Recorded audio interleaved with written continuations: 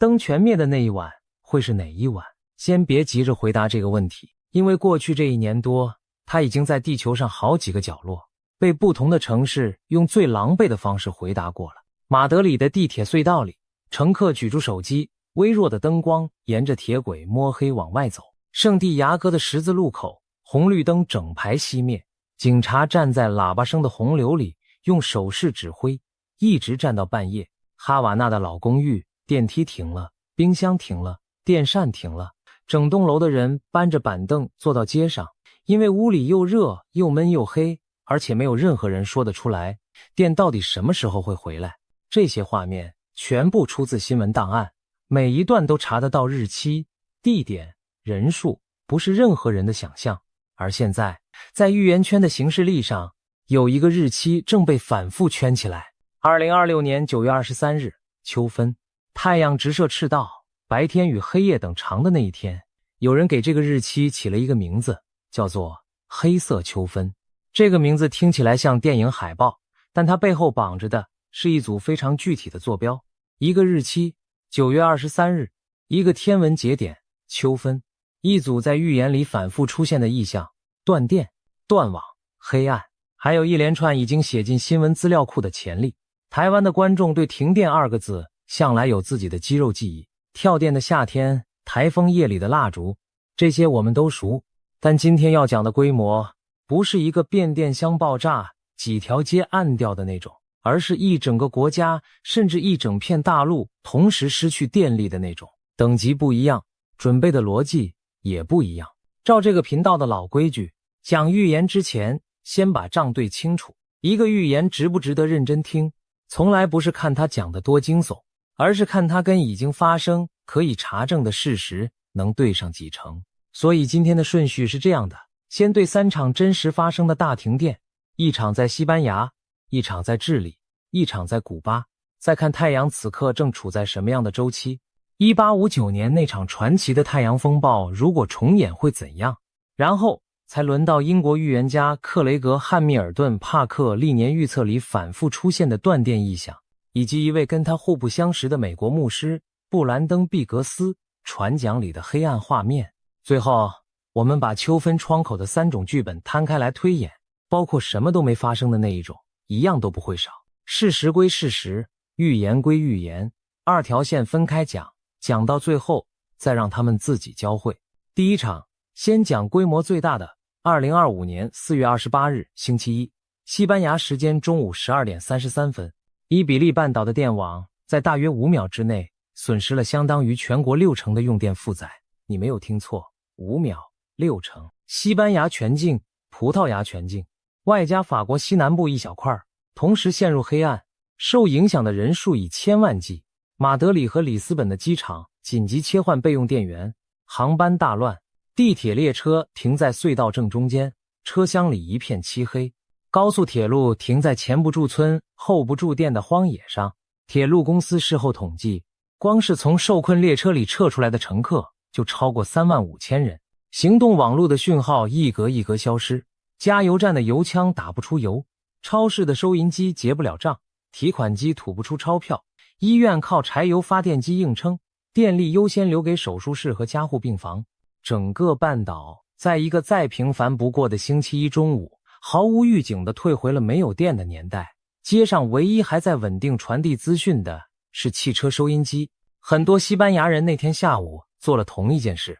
把车门打开，音量转到最大，一群互不相识的人围住一辆车，安静地听收音机播新闻。那天下午的伊比利半岛还出现很多后来被反复引用的画面。杂货店里，电池是收音机，手电筒和蜡烛被抢购一空，商店在门口贴出纸条，只收现金，餐厅赶在食材坏掉之前清空冰柜，能卖的卖，卖不掉的分掉。城市没有崩溃，秩序大致守住了，这是值得记录的一面。但另一面同样真实，那一天有几千万人突然发现自己叫不到车，领不到钱，打不通电话，查不到家人在哪里。原来文明的外壳薄得像一层漆，指甲一刮就见底，而把电找回来远比失去它困难得多。电网工程有一个术语叫黑启动，当整张网彻底归零，你不能按一个钮让它复活，必须靠少数具备自启动能力的电场先点亮一小块，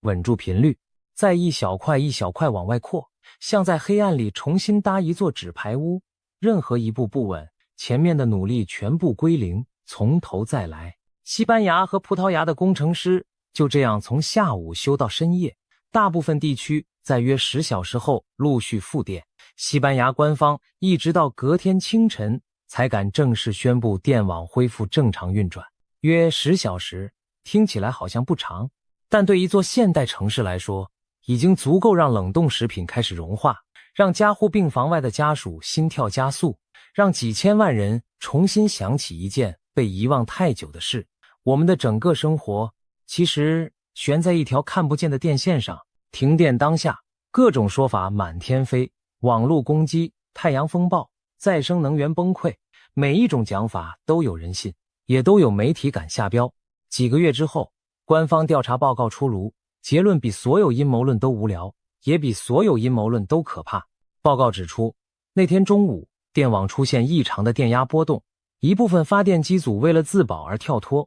脱让电压更不稳定，更多机组跟着跳，保护机制一层一层失守，最后整张网一起垮掉。不是骇客，不是太阳，是系统自己绊倒了自己。这是调查报告里的文字，不是预言家的想象。请把这个结论记住，因为它比任何预言都更瘆人。现代电网不需要外敌，光是它自身的复杂程度就足以在5秒之内让数千万人同时断电。第二场，把地图转到南半球。2025年2月25日下午3点16分，智利北部阿塔卡马沙漠里，一段50万伏特的超高压输电干线保护系统出了问题，线路跳脱。接下来的剧本跟2个月后的西班牙几乎一模一样，连锁反应由北往南扫过整个国家，全国16个大区里有14个瞬间断电，将近2000万人受影响，等于这个国家绝大多数的人口。圣地亚哥的地铁紧急疏散，办公大楼里的人沿着漆黑的逃生梯一层一层往下走。智利是全世界最大的铜生产国，当天包括世界最大铜矿在内的矿场接连停摆，全球金属市场盯着这场停电的每1分钟。入夜之后，电力还没有完全回来，政府宣布进入紧急状态，首都圈实施宵禁，军人上街维持秩序，一直到隔天清晨，供电才大致恢复。事后，监管机关把矛头指向负责那段线路的业者，纠责的工房又延烧了好几个月。请注意，这场事故的起点不是电厂爆炸，不是天灾，只是一段输电线的保护装置动作异常，一条线放倒一个国家，这也是新闻档案，随时可以查。第三场是慢动作的崩溃，古巴。2024年10月18日，全国最大的火力发电厂安东尼奥吉泰拉斯电厂故障跳机，骨牌一路推倒，整座岛的电网跟着崩溃，1000万人同时失去电力。更难堪的是，抢修的过程，电网修到一半又垮，垮了再修，修了又垮，反复好几次。偏偏这个节骨眼上，飓风又登陆东部，全国供电拖了大约4天才勉强稳住。不到3个星期，另一个飓风扫过，电网再一次全国归零。12月4日，同一座电厂又出状况，古巴人再一次在黑暗里过夜。算一算，2个多月之内，全国性的电网崩溃至少3次。停电最严重的那几天，政府宣布停课，非必要的工作停摆，把仅存的电力优先留给医院和供水系统。食物在冰箱里坏掉，抽水马达停转，高楼层的住户提着水桶下楼找水。入夜之后，整座哈瓦那只剩下汽车大灯和零星的发电机在亮。古巴的问题是设备老旧，燃料短缺，跟西班牙和智利的原因都不一样。但对站在黑暗里的人来说，原因是什么一点都不重要，重要的是那个再简单不过的事实：灯说灭就灭。你以为这些都是体制特殊的国家？那再补一笔，2025年3月20日深夜，伦敦希斯洛机场附近的一座变电站起火，隔天，全欧洲最繁忙的机场几乎整天关闭，超过1300个航班受影响，20多万名旅客滞留改道，全球航空网络跟着打结，一座变电站瘫痪一座世界级枢纽。从马德里到圣地亚哥，从哈瓦那到伦敦，把2024年到2025年这些灯灭的瞬间排成一列，你会看见同一件事的不同角度。支撑现代生活的那张电网，远比我们以为的更紧绷，也更脆弱。到这里，必须先讲清楚一件事，这是查证的本分。上面这几场停电，官方调查全部指向人间的原因：设备、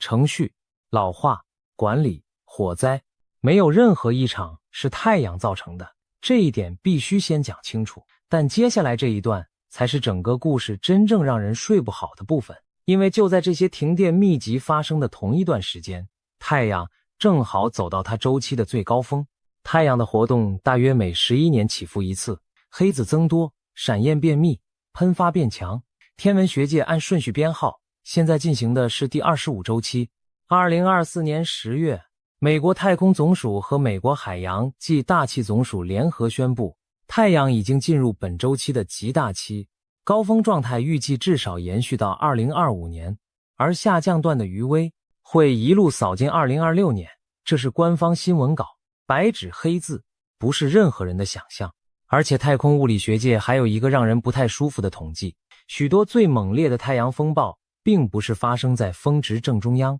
而是出现在峰值之后的下降段。2003年那一轮著名的连环风暴就是这样来的。换句话说，2026年不是警报解除的年份，是警报还挂在墙上的年份。极大期是什么概念？举几个刚发生过的例子。2024年5月10日，一场被评到最高等级 G5 的地磁风暴袭击地球，强度20年仅见。那个周末，极光被推到平常根本不可能出现的低纬度，连日本北海道的夜空都被染成一片红色。全世界的摄影师彻夜追光。浪漫的另一面是，美国中西部的农民发现，靠卫星定位自动驾驶的夜引机开始画歪线，因为 GPS 讯号被风暴干扰，部分越级航班改道。各国电网业者绷紧神经度过整个周末。同年10月，太阳又喷出一记 X9.0 等级的闪焰，是整个周期到目前为止最强的一发。再往前一点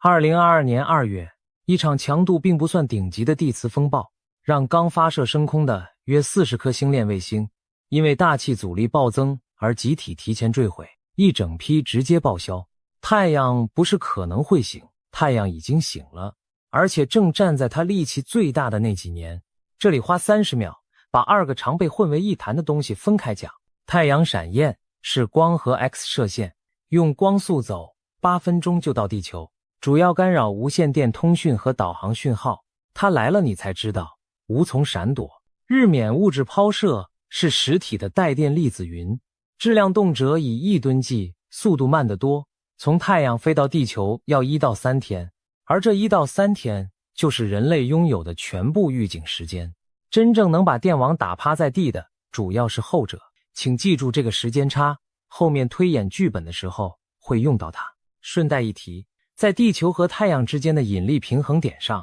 人类常驻几颗监测卫星，他们是文明的哨兵。日冕物质抛射一出发，哨兵最先看见警报就是从那里发出来的。顺便把一个实用工具交到你手上。太空天气跟台风一样，有官方分级。地磁风暴从 G1 到 G5，G1 轻微，顶多让极光漂亮一点。到了 G3， 电网业者就要进入戒备。G5 就是2024年5月那种20年一遇的等级，电网、卫星、导航全面警戒。美国和多国的太空天气中心全年无休发布预报，任何人都查得到，就像查台风动态一样。也就是说，到了2026年9月，你完全不需要等任何预言家告诉你天上发生了什么事，官方的太空天气预报会比所有预言都快都准。把这个工具记下来，比记任何日期都有用。那么太阳发威最坏可以坏到什么程度？历史给过一个标准答案，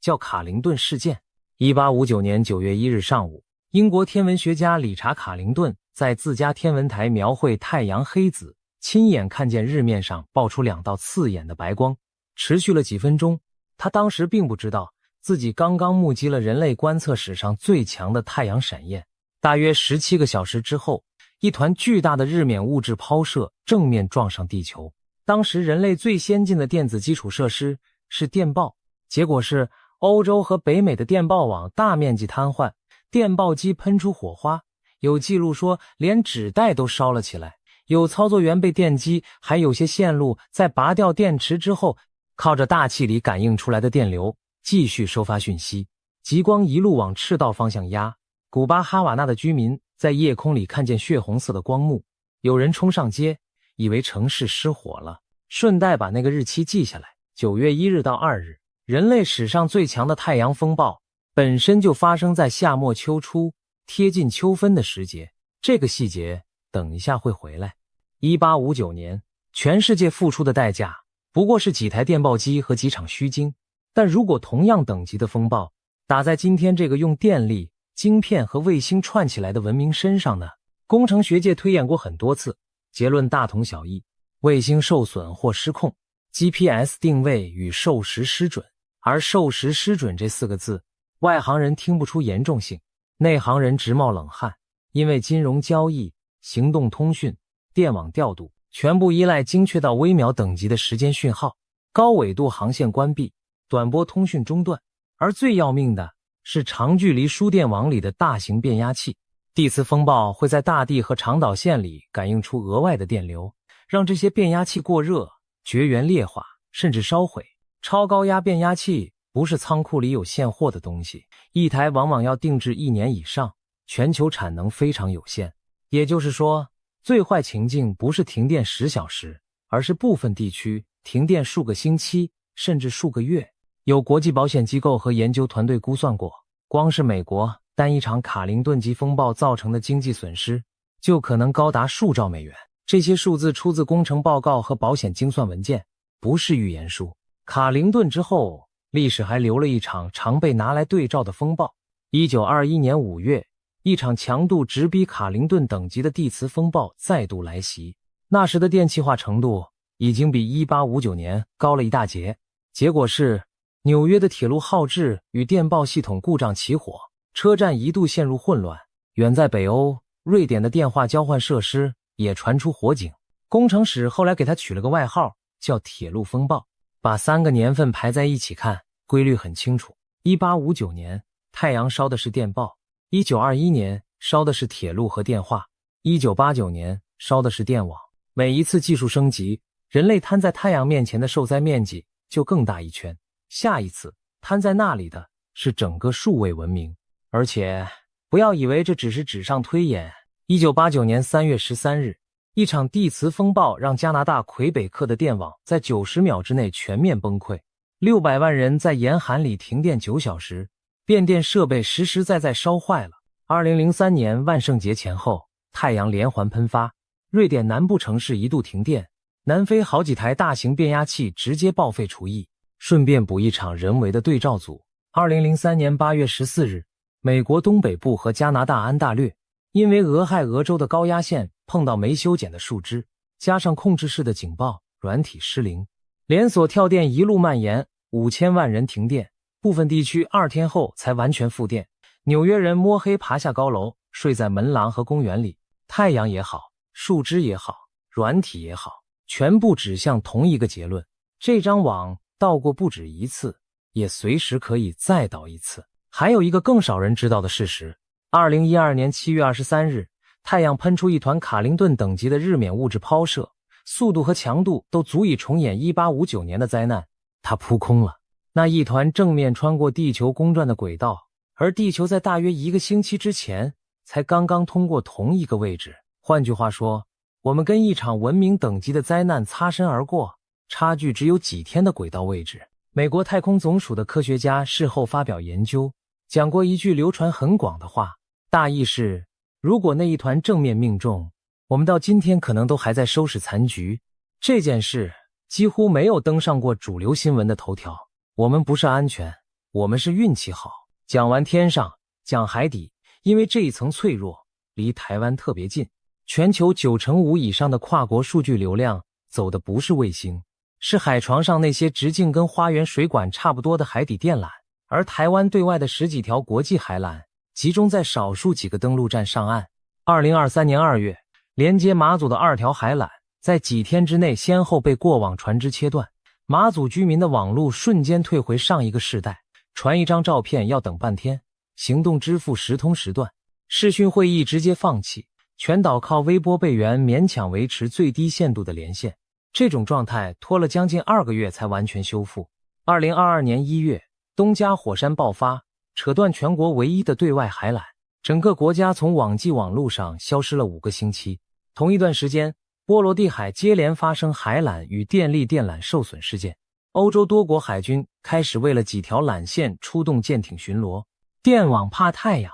也怕自己的复杂；网路怕船锚，也怕蓄意破坏。现代文明的命脉比大多数人想象的细得多，也裸露得多。有人会问，海缆断了，不是还有卫星吗？有是有，但卫星通讯的总频宽跟海缆相比，大概就是吸管跟水管的差别。救急可以，接管不可能。马祖那将近2个月的龟速网路就是最诚实的示范。把镜头再拉近一点，拉回你家。停电的第1个小时是浪漫的，点蜡烛，找手电筒，小孩觉得新鲜，邻居在楼梯间互相打招呼。第4个小时，受困电梯的通报塞爆，消防队、基地台的备用电池一座接一座耗尽，手机讯号从满格变成搜寻中。第10个小时，冰箱开始滴水，靠加压马达供水的大楼冲不了马桶，加油站因为油泵无电而关闭，超商的冷藏柜拉下封条。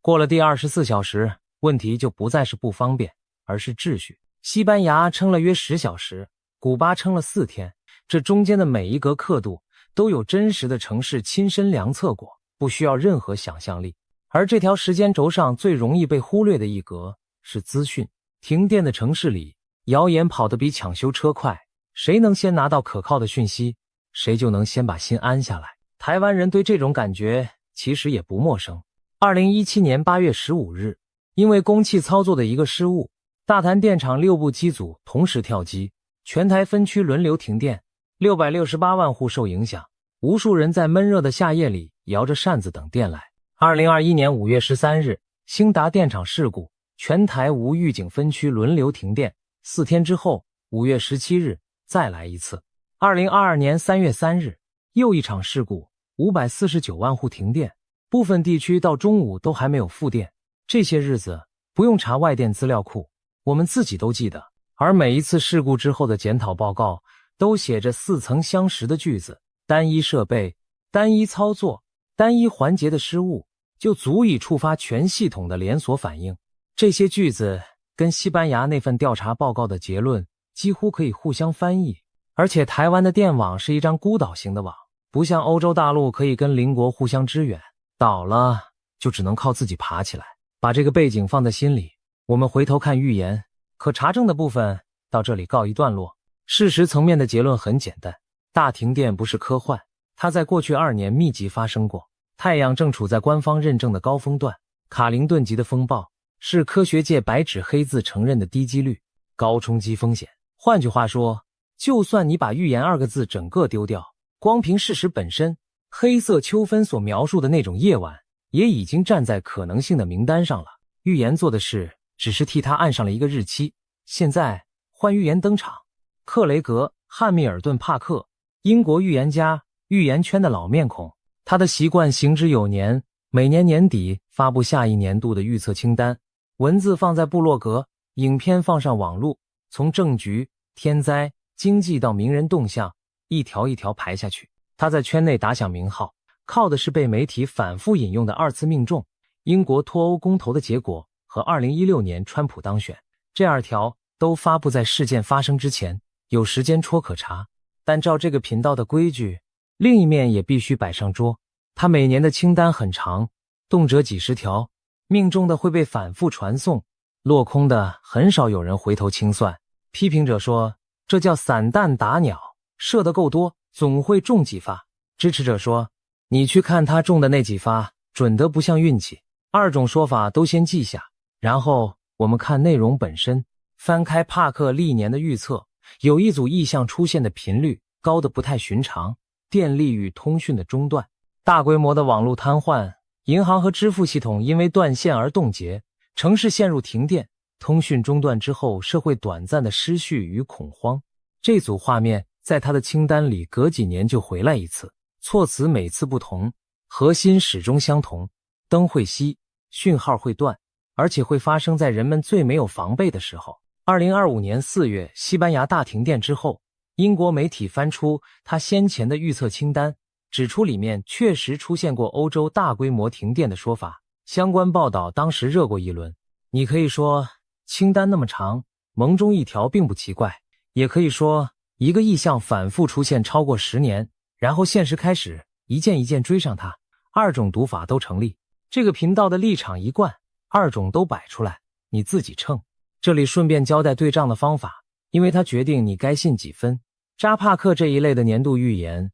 要看3件事。第一，发布时间，必须在事件之前，部落格和影片平台的时间戳是铁证，事后改不了。第二，原文措辞是精确指明，还是模糊到什么都能对得上。帕克的清单里二种都有，精确的少，模糊的多。第三，落空率，一份诚实的成绩单必须把没中的也摊出来，而这恰恰是整个预言行业最不愿意做的事。用这3把尺去量，帕克不是神，也不是纯粹的骗子，他是一个命中率高于随机，但远低于粉丝想象的预测者。把这个定位讲清楚了，我们才有资格谈他对2026年前后的警告。至于黑色秋分这4个字，必须拆开来讲清楚，这也是查证的本分。帕克的原话里反复出现的是黑暗、断电、通讯中断这些意象，以及对2020年代中后段整体动荡的警告。而9月23日这个精确的落点，是预言圈把他的意象叠上秋分的天文统计之后圈选出来的窗口。换句话说，黑色秋分是一个组合出来的名字，意象来自帕克，日期来自天文，把这2层定在一起的推论，你完全可以怀疑，也应该怀疑。但秋分和地磁风暴之间的关系却不是玄学。接下来这一段是今天整支影片科学含量最高的部分。1973年，2位太空物理学家发表统计研究，后来以他们的姓氏命名，叫罗素麦克费伦效应。内容用一句话讲完，地磁风暴的发生频率在春分和秋分前后明显高于冬至和夏至前后，原因跟地球的姿势有关。太阳风夹带着行星际磁场吹向地球，当它的方向偏南，跟地球磁场形成南北相反的排列时，两边的磁力线最容易互相连接，把太阳风的能量灌进地球磁层，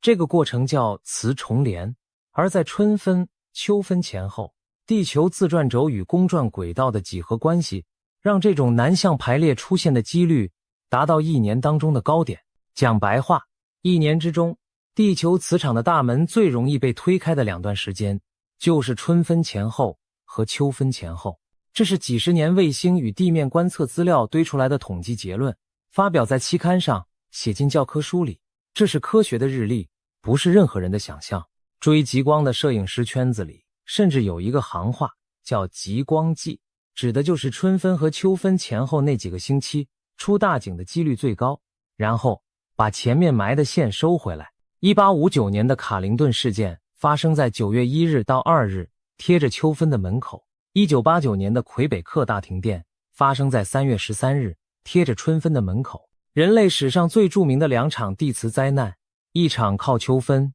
一场靠春分。统计上这完全说得通，听感上它确实会让人背脊发凉。2026年9月23日，秋分落在太阳第25周期高峰的尾段，门最松的季节，撞上太阳力气还很大的年份，这就是黑色秋分这个窗口的全部科学底层。现在把另一个人请上台，布兰登·毕格斯，美国的年轻牧师，走的是祷告意象的路线，跟帕克的灵媒传统完全是2个世界。2个人互不相识，圈子毫无交集，一个在英国，一个在美国。毕格斯之所以被全世界注意到，是因为一段影片。2024年3月，他在一次访谈里说，川普会遭遇行刺，子弹会擦过他的耳朵，但他会活下来。4个月后，2024年7月13日，宾州巴特勒，枪声响起，子弹擦过川普的右耳。那段影片是事发之前上传的，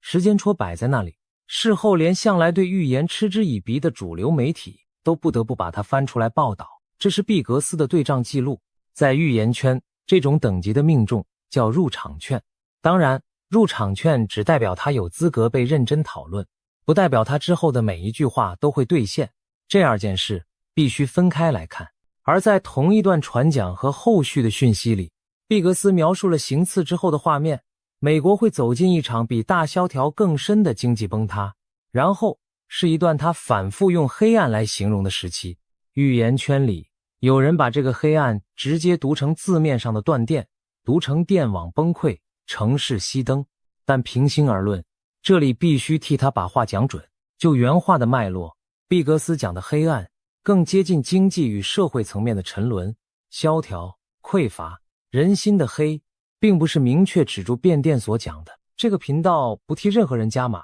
可是把毕格斯的黑暗跟帕克的断电并排放在桌上，有一件事很难假装没看到。二个互不相识的人隔着一座大西洋，用完全不同的语言，在差不多同一段年代坐标上画了同一种颜色。一个给了机制、电网、网络、通讯，一个给了氛围、黑暗、崩塌、失序。当然还有第三种解释，而且必须讲，这个年代本来就弥漫着不安，讲预言的人彼此意向撞车，统计上一点都不奇怪。三种读法全部有效，信与不信之间那条线你自己画，补一个时间坐标，让比对更完整。帕克的断电意向最早可以追到10几年前的清单，属于长期反复型，像一座每年都会响一次的警铃。毕格斯的黑暗意象集中在2024年前后爆红的那几段传讲，属于单点重磅型，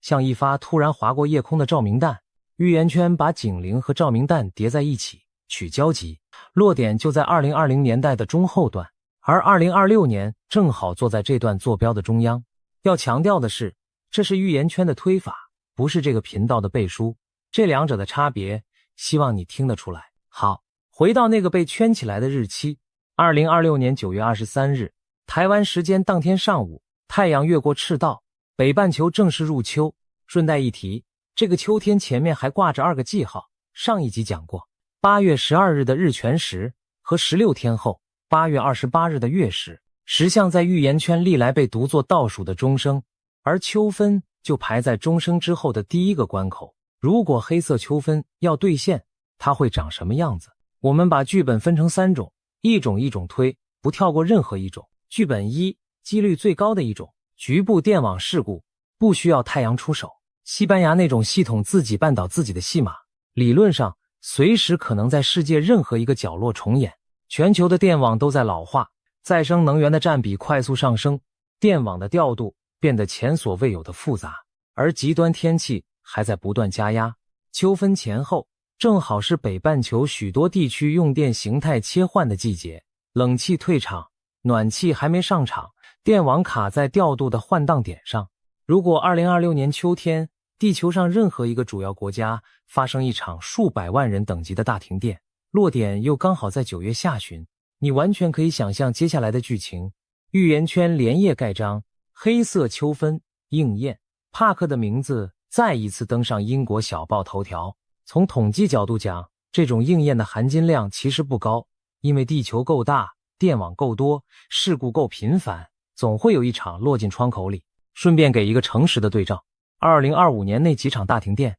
西班牙在4月底，智利在2月底，古巴在前一年的年底，没有任何一场落在秋分窗口里。可见电网出事从来不挑节气，是预言替节气挑了戏份，但舆论不做统计，舆论只看日期，这一点先帮你打好预防针。剧本2，几率低得多，但真正可怕的那一种，大范围太阳风暴，要成局条件必须叠好叠满。太阳在正对地球的那一面喷出一记强烈的日冕物质抛射，它内部的磁场方向刚好朝南，跟地球磁场门对门，抵达的时间又落在分点效应加成的窗口里，全部凑齐就是1989年魁北克事件的放大版。多国电网连锁跳脱，变压器受损，部分地区的黑暗不再以小时计算，而是以星期甚至以月计算。金融、通讯、供水、物流一层一层跟着失能。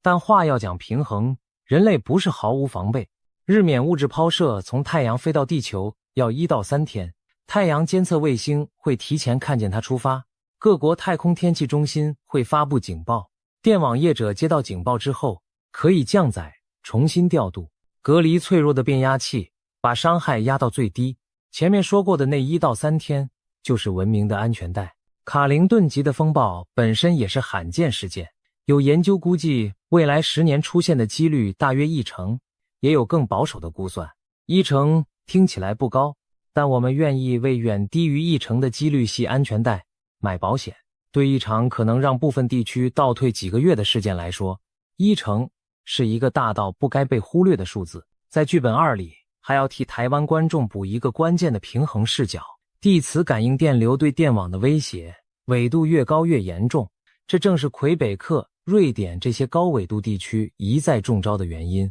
台湾位在低纬度，电网被太阳风暴直接打趴的风险相对小得多，这是好消息。但坏消息是，台湾是一座极度依赖卫星导航、海底电缆和全球供应链的科技岛，就算本岛的灯还亮着，只要 GPS 授时乱掉，国际海缆受损，主要贸易伙伴的电网瘫痪，冲击一样会在几天之内漫过来。订单、航运、金流一层一层传导，在一张全球联动的网里，没有人是局外人。剧本3也必须诚实的讲完，什么都没有发生。2026年9月23日，太阳照常升起，照常落下，全世界的电网安安稳稳。秋分只是节气，黑色秋分变成一个过期的关键字。老实说，如果只看单一一天，这是3种剧本里几率最高的结局，因为把日期压得那么精准，本来就是预言最容易输的玩法。而预言圈的惯性，你我都看过太多次，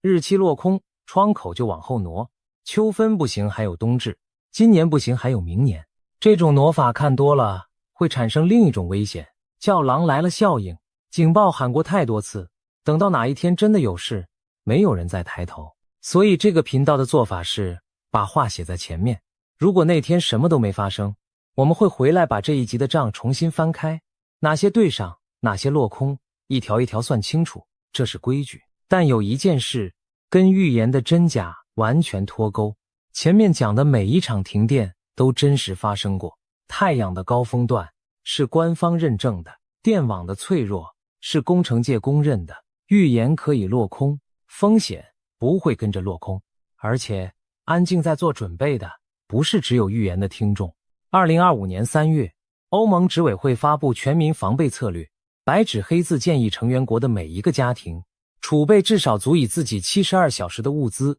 饮水、食物、药品、手电筒、现金。在那之前几个月，瑞典把更新版的民防手册寄进全国几百万户家庭的信箱。手册的名字很直接，叫做如果危机或战争来临，内容教人们怎么在断电、断网、断水的状态下撑过最初的几天。这些不是预言频道的操作，是官方文件，编号可查。当政府开始教人民囤手电筒的时候，你至少可以确定一件事，把大停电当成值得准备的风险，已经不是杞人忧天，而是写进政策里的主流判断。其实台湾自己也讲着同一套语言，消防署宣导多年的紧急避难包清单摊开来，跟欧盟那份几乎重叠，饮水、干粮、手电筒、收音机、常用药、现金，官方的逻辑全世界一致，不去预测哪一天出事，只确保出事的那一天你撑得过最初的72小时。所以最后这一段讲给每一个台湾家庭，句句务实，准备不需要悲壮，也不需要地下室和成堆的罐头，核心就4样东西。第一，手电筒放在你摸黑也伸手拿得到的地方，电池另外备一组。手机的手电筒不算数，因为停电一旦拖长，手机的电要省住用，留给真正要紧的讯息。第二，现金小钞为主，放一点在家里固定的地方。西班牙那个下午教过所有人，城市一停电，刷卡失灵，行动支付失灵，提款机失灵，能用的只有口袋里的纸钞。第三，饮用水，每人准备几天的量。住高楼的尤其要记住，很多大楼的供水靠电动加压马达，停电往往等于停水，而马桶冲不了的速度比你想象的快得多。第四，一台电池式收音机，基地台的备源电力只能撑几个小时，行动网络会比你以为的更早陷入沉默。到那个时候，收音机就是黑暗里唯一还在说话的声音。西班牙人那天下午围着汽车听的是它，古巴人一个又一个长夜里靠的也是它。行有余力，再加3件小事：行动电源保持充饱，机车和汽车的油箱不要低于半满，跟家人讲好，万一断电又断讯，在哪里汇合。家里有长辈或慢性病人的，常用药多备1周的量，有婴幼儿的奶粉和尿布桶里。最后一个几乎零成本的小技巧，拿几个宝特瓶装水，放进冷冻库结成冰，平常帮冰箱省电，停电的时候它们就是现成的保冷剂，能替一整箱食物多争取好几个小时。这4样东西，一个周末的半天就能备齐，花费大概就是一顿聚餐的钱。如果9月23日那天什么都没发生，他们就安安静静躺在柜子里，等下一个台风天派上用场。在台湾，这笔准备永远不会白费。如果真的发生了，那一晚你家会是整条巷子里最从容的一户，而你只不过提前花了半天，把日期写进日历的正确方式也顺便讲清楚。不是9月23日当天才开始紧张，而是把整个9月下旬当成一个提高注意的窗口。那几天顺手看一眼太空天气预报，像看台风动态一样，确认家里那4样东西还在原位。睡前把手机和行动电源充饱，就这样，不需要囤积，不需要焦虑，更不需要把生活压在任何一句预言上。预言的最好用法，从来不是让你害怕，而是让你提前半天把那些本来就该做的事做完。最后，把今天的账合上。3场真实的大停电，西班牙、智利、古巴，加上伦敦那座起火的变电站，证明了同一件事：现代电网说垮就垮，而且不需要任何超自然的理由。太阳第25周期的高峰段，官方认证，一路延伸到2026年春分秋分前后，地磁的大门最松。这是写进教科书的统计。克雷格·汉密尔顿·帕克10几年来反复画出同一幅断电的图。布兰登·毕格斯在大洋的另一端用黑暗2个字替那幅图补上背景色，而欧盟的策略文件、瑞典的手册、消防署的清单则在预言之外替普通人把答案先写好了。所有的线此刻都穿过同一个日期，2026年9月23日秋分。那一天晚上，你可能会像平常一样开灯、关灯、滑手机、入睡，什么都没有发生。然后你会笑一笑，觉得预言不过如此。也可能在某一个瞬间，灯闪了一下，到那个时候，你会想起今天听过的每一个字，也会想起你家的抽屉里躺着一只早就准备好的手电筒。预言家负责压日期，物理负责算几率，而你要负责的只有那半天的准备。9月23日，秋分，倒数已经开始。这个预言来自一位英国占星师帕姆格雷戈里女士，她宣称2026年将出现一次前所未有的浩劫星象，再现预示着人类即将经历大浩劫与政权解体，权力将不再由极少数人垄断，而是开始向芸芸众生转移。更不可思议的是，在旧世界的废墟之上，人类将开启全新的文明篇章，甚至我们熟悉的语言交流方式都可能被心灵感应所取代。听起来匪夷所思吗？帕姆格雷戈里是何许人也？他从事占星研究已逾45年，是一位畅销书作者，更在伦敦占星学院经过8年系统学习，并以最高荣誉获得硕士学位。同时，他在企业界深耕35载，曾担任高管，是一位成功的企业家。然而，更令人称奇的是他的灵性天赋。据帕姆自述，他自幼天眼开启，能够与银河系的高等生命沟通，体内流动着强大的大角星与天狼星能量。有人甚至亲眼看到他的身体散发出幽幽蓝光。也就是说，帕姆兼具理性与神秘的双重特质，一方面脚踏实地洞察人间世事，一方面又仿佛能倾听宇宙的低语。正因为如此，他对2026年的预言格外引人瞩目。那么这场2026年的浩劫究竟从何说起呢？帕姆指出了一个值得关注的天空征兆。2026年2月20日，土星与海王星将在黄道第一个星座白羊座的零度交汇合相。占星学中，白羊座零度被称为黄道的起点，蕴含着新纪元开端的象征意义。土星与海王星相合，本就每隔约36年才上演一次，而发生在白羊座零度附近更是数千年难得一见。这意味着什么？帕姆认为，这预示着旧有的秩序将加速瓦解，而全新的秩序正在孕育诞生。土星象征着传统结构、规则和权威，海王星则代表消融、理想和揭示真相。在罗马神话中，土星是镇守秩序与时间之神，严格而冷峻，而海王星则是主宰海洋与幻象之神，变幻莫测。当这两颗星体相会，就如同一位守旧的严父与一位梦想的魔法师坐到了一起，现实与理想交融，隐藏的真相被揭开，陈腐的体制被溶解。而此次他们相逢于白羊座起点，更是意味深长。白羊座由战神火星守护，象征新生的勇气与开端的火花，好比曙光出现时那股势不可挡的生命力。把这些元素结合起来看，我们可以将2026年的星空剧本解读为严厉的宇宙之父土星决议拆除过时的结构，幻象之主海王星将用理想之水冲刷罪恶的尘埃，双双在白羊座点燃新世界的燎原烈火。如此戏剧性的宇宙符号，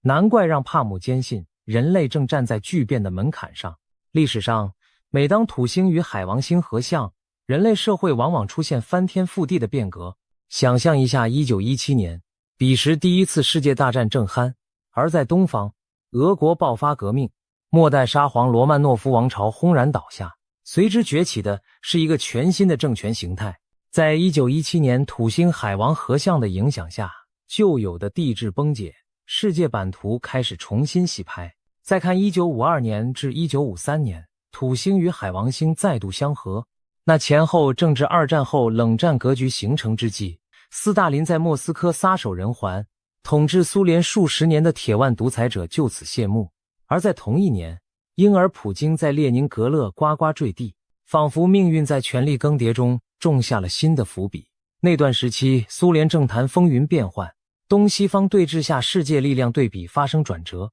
紧接着1989年，土星与海王星又一次相会，这次发生在象征边界与高墙的摩羯座。结果当年11月，柏林围墙应声倒塌，分隔东西德的冷战铁幕被撕开一道缺口。不久之后，苏联帝国解体，曾经如日中天的共产霸权分崩离析。而在远东的中国，1989年6月4日，北京爆发震惊世界的学潮抗议，最终却遭到血腥镇压。6·4惨案彻底浇灭了国人试图改良集权的幻想。那一日的枪声，标志着某种旧秩序的顽固与绝望。这些惊心动魄的历史巧合绝非偶然。每当土星与海王星合相，我们都会看到世界格局出现重大转折，老牌帝国衰落，新势力登上舞台。现在2026年的合相即将来临，而且是在黄道起点的白羊座。如此罕见的星象，上一次出现在白羊座0度附近，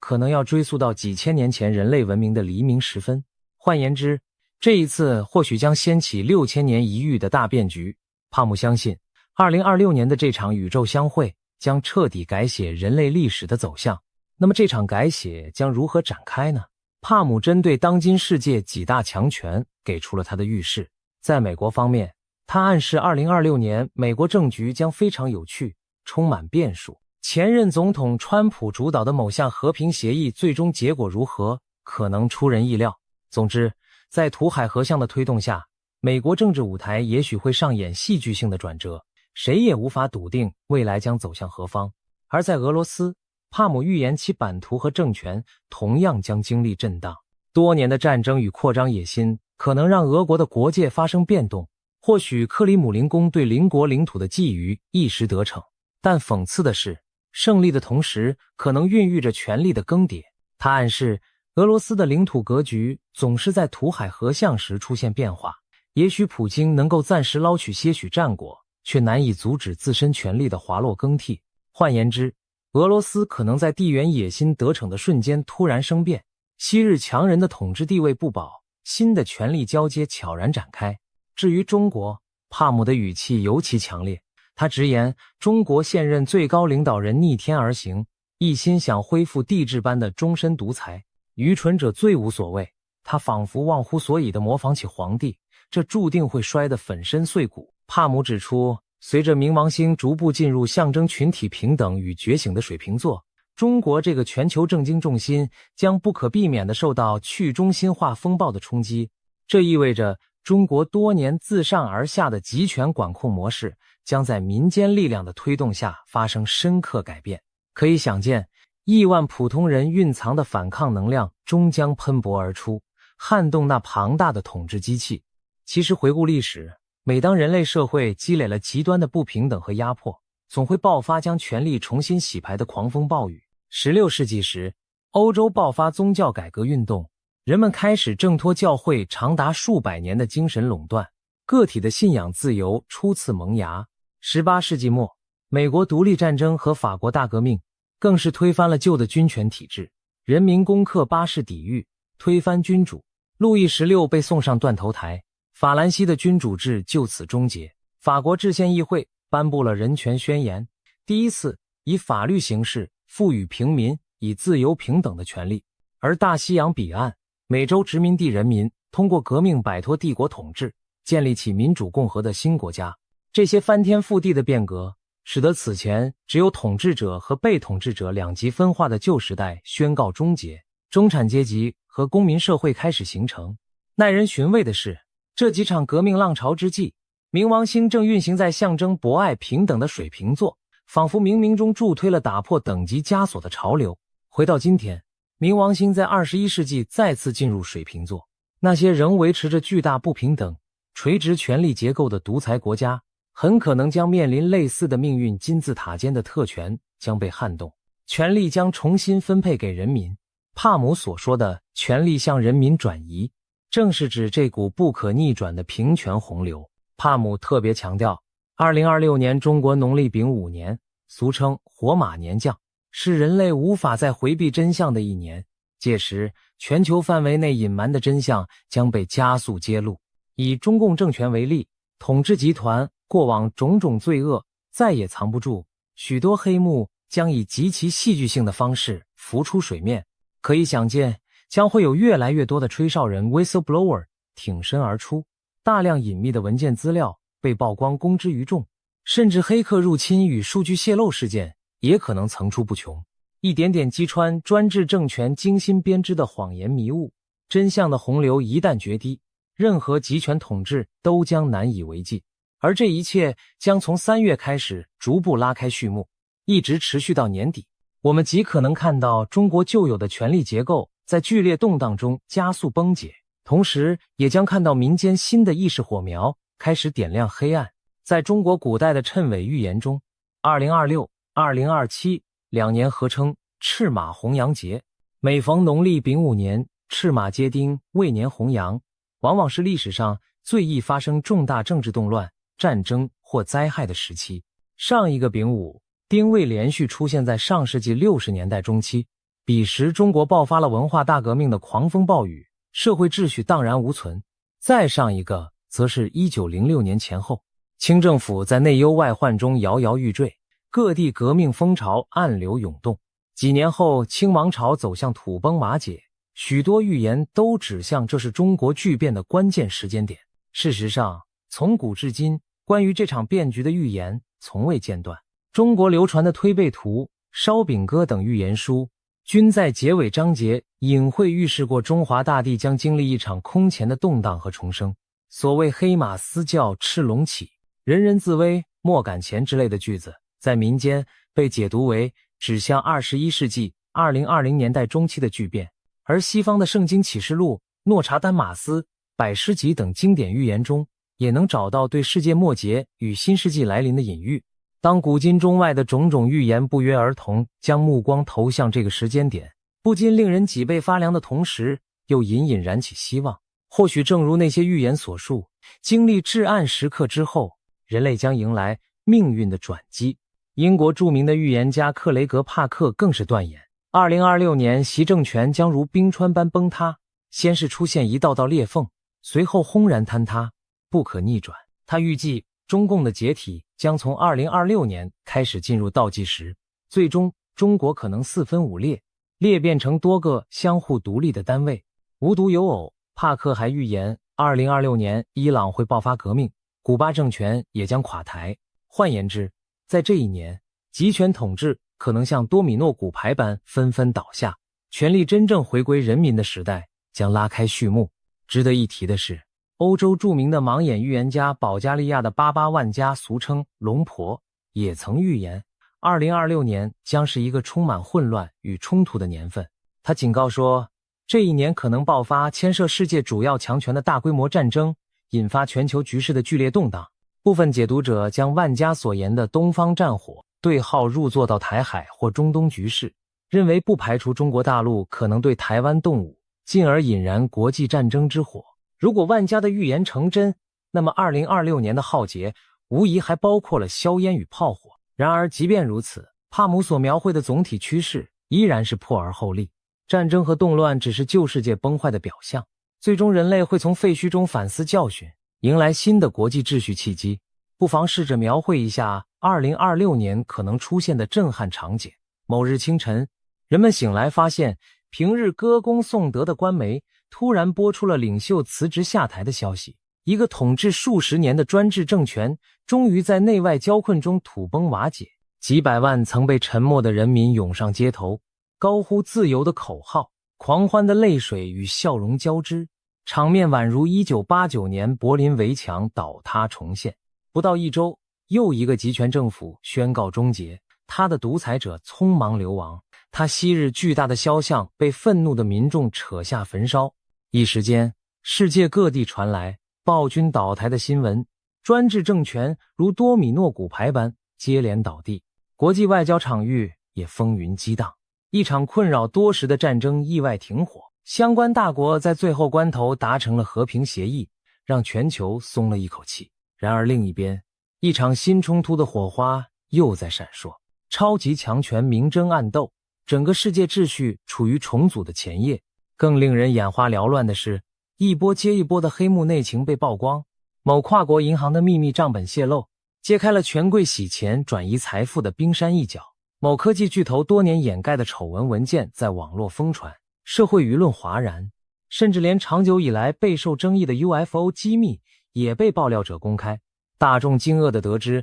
政府果真隐瞒了外星接触的证据。人们仿佛每天都在刷剧情反转的新闻，每一条都足以震动往日的世界，而现在却接踵而至。谣言变成真相，阴谋论成了新闻报道，许多人开始重新审视曾经深信不疑的一切。在社交媒体上，全球网民热烈讨论着这些解密消息，惊讶、愤怒、恐惧、兴奋，各种情绪充斥着屏幕。但有一点是共通的，所有人都意识到，一个时代结束了，一个崭新的时代正轰然登场。帕姆更进一步指出，我们正在孕育一个全新的银河社会和银河文明，而这场新文明的序幕将在2026年揭开，那将是一个更开放、更觉醒的文明状态。人类不再囿于旧有的分隔与狭隘视野，而是意识到自身是更宏大宇宙生命网络的一部分。或许多年以后回望，我们会将2026年视为人类文明重生的元年。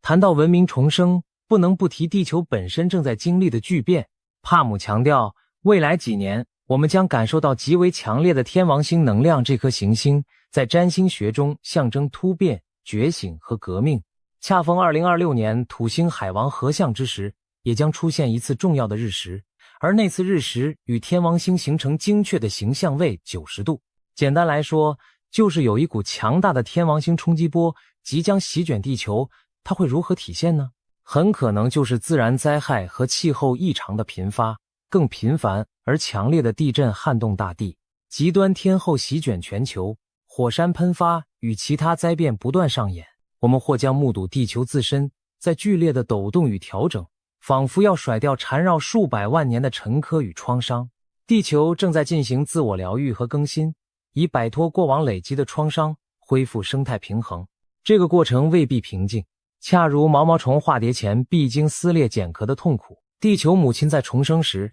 也免不了火山雷霆与狂风骤雨的洗礼。但长远看来，这是必要且积极的蜕变。我们的星球其实是一个巨大的超有机体不仅蕴含着所有生物的生命圈，那些看似没有生命的环境，大气、海洋、岩石圈其实也与生命活动紧密交织，形成复杂的反馈平衡系统。正如盖亚理论所描述的，地球会自我调节，以维持适合生物生存的稳定环境。如今地球正在进行一场前所未有的蜕变与重生，以摆脱数百万年的累积创伤，实现整体的健康和平衡。或许在不远的将来，我们会亲眼目睹这些景象：一座宁静了几百年的火山突然猛烈喷发，炙热的熔岩吞没山脚的村镇，短短数日内，环太平洋火环上接连发生剧烈地震，城市高楼在晃动中出现裂缝，人们仓皇逃向街头。更离奇的是，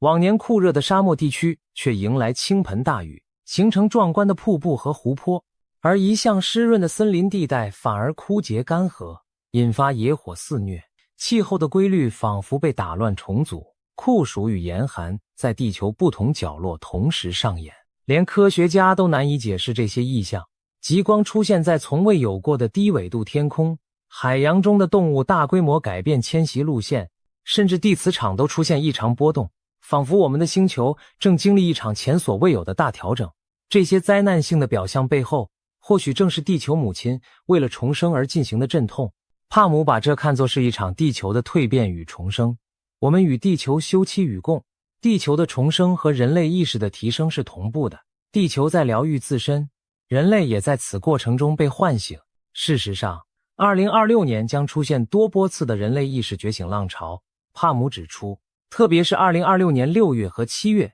天王星能量会异常强烈，推动另一波大规模的灵性觉醒。尤其到了7月，将有大量隐秘的真相突然大白于天下，从政府多年隐藏的黑幕到各种历史谎言的揭穿，信息披露将如井喷般涌现。这与前面所说真相之年遥相呼应，人们将不得不直面现实，许多谎言与幻觉将被无情撕开。在一连串天启般的冲击下，越来越多人开始反思自身和社会的种种束缚，渴望寻求更高层次的心灵自由。除了意识上的飞跃，2026年还有一个令人瞠目的星象奇观。4月间，白羊座将有多达8颗星体汇聚其中。如果算上半人马小行星凯龙星与遥远的矮行星，白羊座那时仿佛热闹的集市，同一星座中云集8颗之多，实属前所未见。白羊座象征着开端，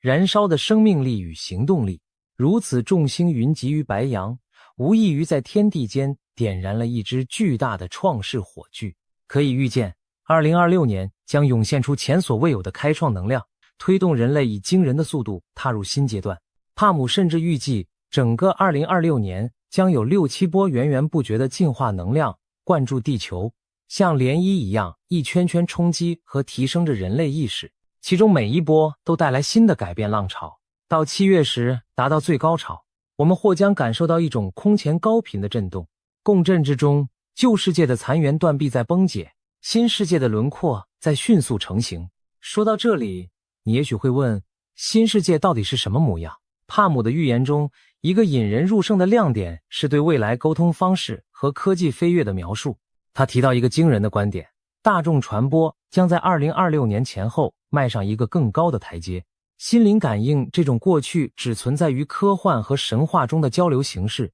将日渐普及，甚至有望取代现今的语言文字。这让人不禁联想，人类的交流未来会不会走上一条无声胜有声的道路？为何会有如此大胆的推测？帕姆将目光投向星辰和科技交汇的前沿。他举例说，早在1981年，当时发生了海王星与冥王星的合相，那一年被许多人视为量子物理学跨入新纪元的起点。科学家们首次将物质与意识联系到一起，提出物质源于意识，意识决定物质状态的颠覆性观念。再之后，1993年，天王星与海王星相合，恰逢全球信息革命爆发，万维网在90年代初开始普及，人类第一次实现了全球范围内前所未有的互联互通。这两次星象伴随的科技飞跃，一次揭示微观世界的奥秘，一次打通宏观社会的脉络，都极大改变了我们的认知与生活。如今，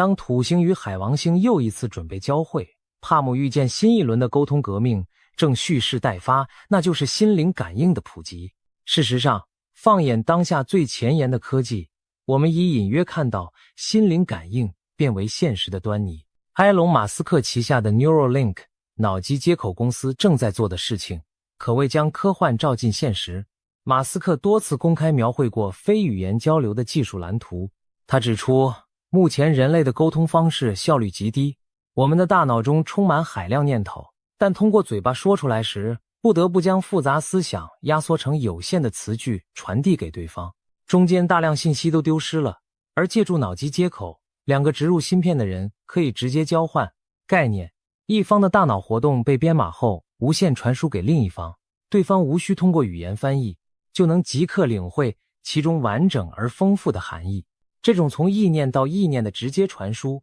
就像搭建了一座心电感应的桥梁，绕过了语言符号这一道关卡，实现真正高带宽、无损的心灵交流。值得注意的是， Neuralink 并非唯一投入脑机接口革命的团队，世界各地的科学家都在突破大脑与科技之间的藩篱。例如，斯坦福大学的研究人员曾让一名瘫痪患者通过植入电极，以惊人的速度每分钟打出90个字符，大幅提升了意念输入的效率。又如2014年，一项横跨欧美的实验成功地让2个远隔千里的志愿者利用脑波实现了简单的信息传递。一人想到特定词汇时，另一人的大脑便接收到相应信号。这些成果意味着人脑直接交流并非天方夜谭，而是真真切切正在发生。可以预期，在未来数年，随着更多技术突破，我们与他人心有灵犀的距离将越来越近。想象一下这种技术普及后的生活场景，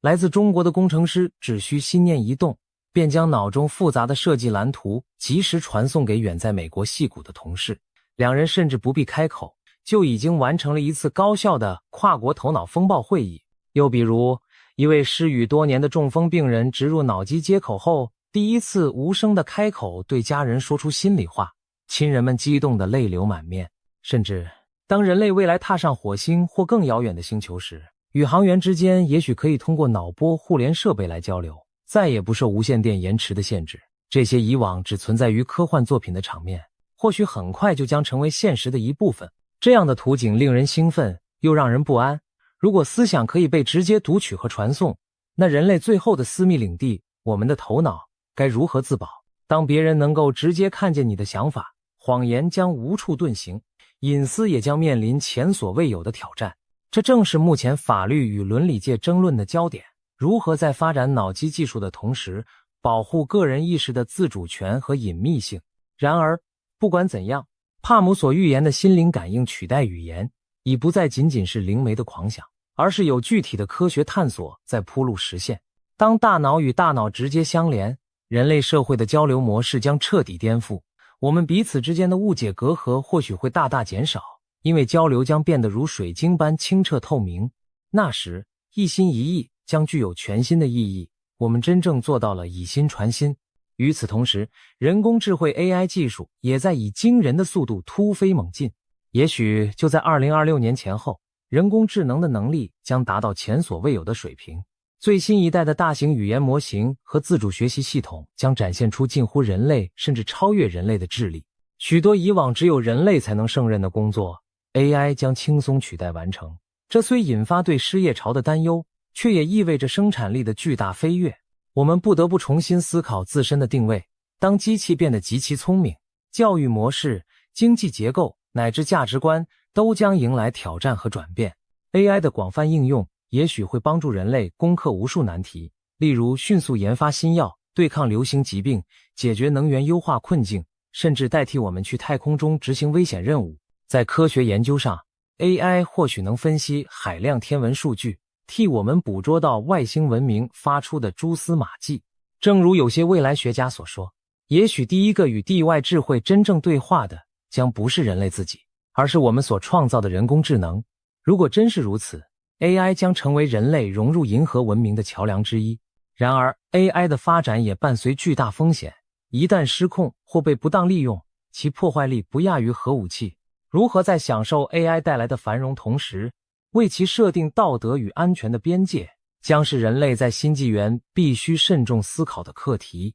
帕姆谈到未来科技与能源领域可能出现变化，他说这将是一场大规模的变革，新型交通方式也将层出不穷。我们可能会看到反重力交通工具、飞行汽车的出现，甚至出现曾经只存在于电影中的个人载具。试想，不久的将来，马路上的汽车不再需要轮子，而是在磁力或引力的作用下悬浮于空中疾驰，人们不用担心交通堵塞，可以在三维空间中自由穿行。听起来天方夜谭，事实上，目前多国的公司都在测试飞行汽车和个人载具的原型机。美国一家创新企业已经试飞了一款带折叠机翼的双用汽车，可以在公路行驶后伸展机翼起飞。日本也开展了单人飞行器的公开试飞，驾驶员脚踏平台，四周螺旋桨高速旋转升空，仿佛电影中的悬浮滑板成真。未来，一旦技术和法规条件成熟，我们或许真能像科幻作品里那样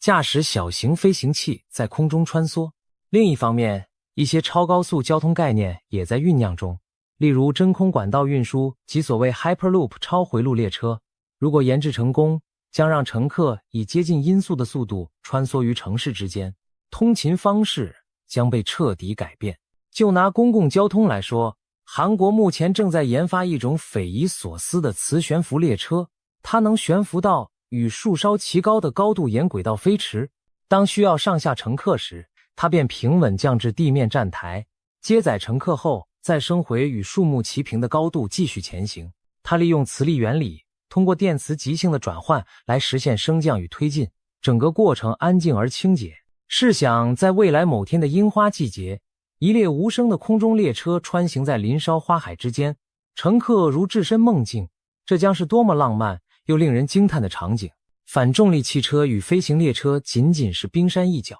帕姆暗示我们还可能见证能源技术的革新，或许核聚变领域将取得突破，让人类终于掌握恒星那样源源不绝的能量。值得一提的是，2022年底，美国劳伦斯利佛摩国家实验室成功实现了一次核聚变点火实验，输出能量短暂超过输入能量，这是人类首次在实验环境中从核聚变反应中获得净能量。虽然离商业化应用还有距离，但这标志着我们向恒星能源迈出了关键一步。随着全球大量资金和人才投入，核聚变发电的时代也许比想象中更快到来，或者发现新的清洁能源，例如从真空中提取零点能，或者利用地磁、太阳风等我们以往无从利用的能量源。此外，最近关于室温超导的研究也引发轰动。如果电力能在常温下无损传输，整个能源网络的效率将大幅提升，也更容易实现长距离输电和电能存储的飞跃。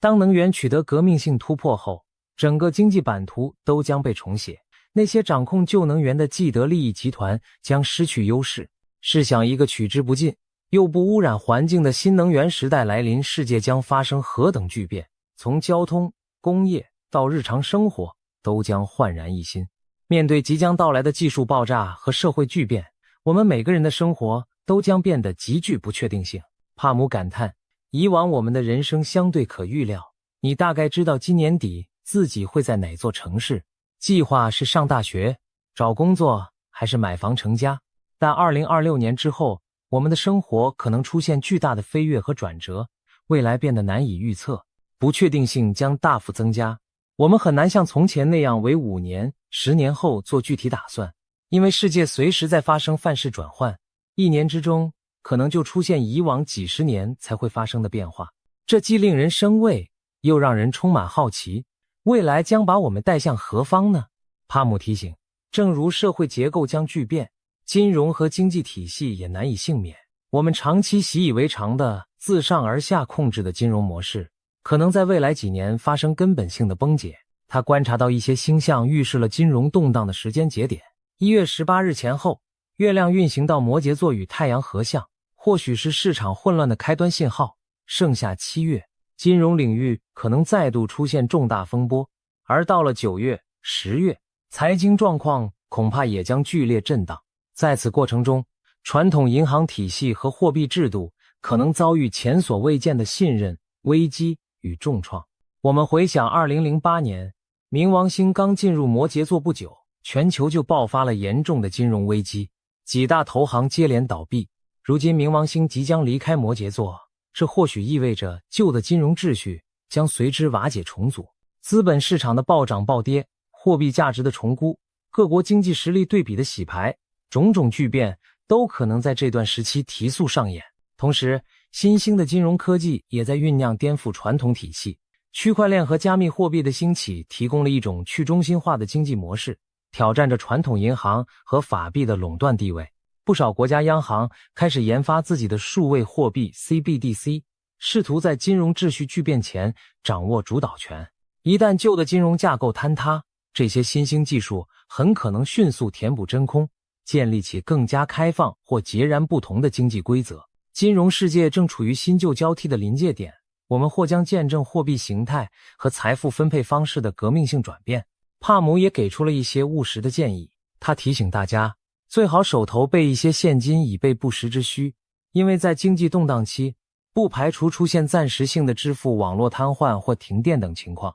一旦电子交易无法使用，现金将重新成为买卖粮食物资的硬通货。从常识来说也是如此，无论科技如何发达，在紧要关头，人们总愿意用纸钞和硬币换取面包和水，因此储备一些现金在身边比较好。设想某天夜里，你正准备在线购买食品，却发现手机支付突然无法使用，整个城市陷入一片漆黑，大停电发生了，街上的自动提款机和收银机纷纷瘫痪，便利店老板只能点起蜡烛，举着只收现金的牌子招呼顾客。幸运的是，你事先备有一些现金，得以顺利买到面包和罐头填饱肚子，而那些口袋里只有银行卡或手机的人则望着货架干着急。再想象一种更严重的情况，全球金融交易系统因网络攻击而暂停，银行暂时关门止付，此时能救急的往往只有手中的现钞或实物黄金。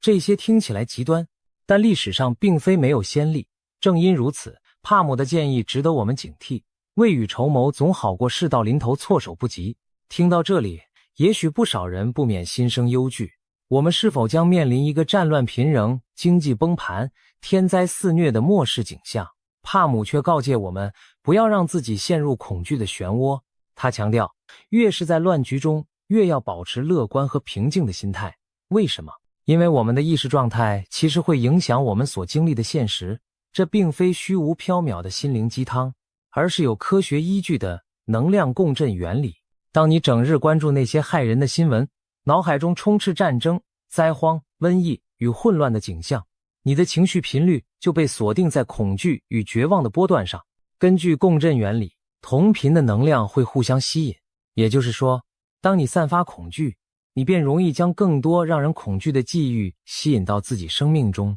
形成恶性循环。事实上，恐惧有时比灾难本身更可怕。经济萧条时，正是由于投资者和民众陷入恐慌心理，挤兑和抛售才让金融危机雪上加霜。瘟疫流行时，如果人人自危，抢购囤积，反而加剧社会的混乱。然而，在至暗时刻也有闪光的品质。历史上无数次，正是有人能够镇定自若，彼此扶持，才带领群众度过了灾难。爱与希望从来不是软弱的表现，而是一种强大的力量，能够在混乱中稳住军心，将人们凝聚在一起，共度难关。相反，如果你能够在动荡中依然把注意力转向爱、喜悦、和平与慈悲这些更高频率的情绪，那么你的能量场将提升到更积极的层面。根据宇宙的吸引法则，你愈是心存善念，就愈会发现身边出现更多温暖的互助、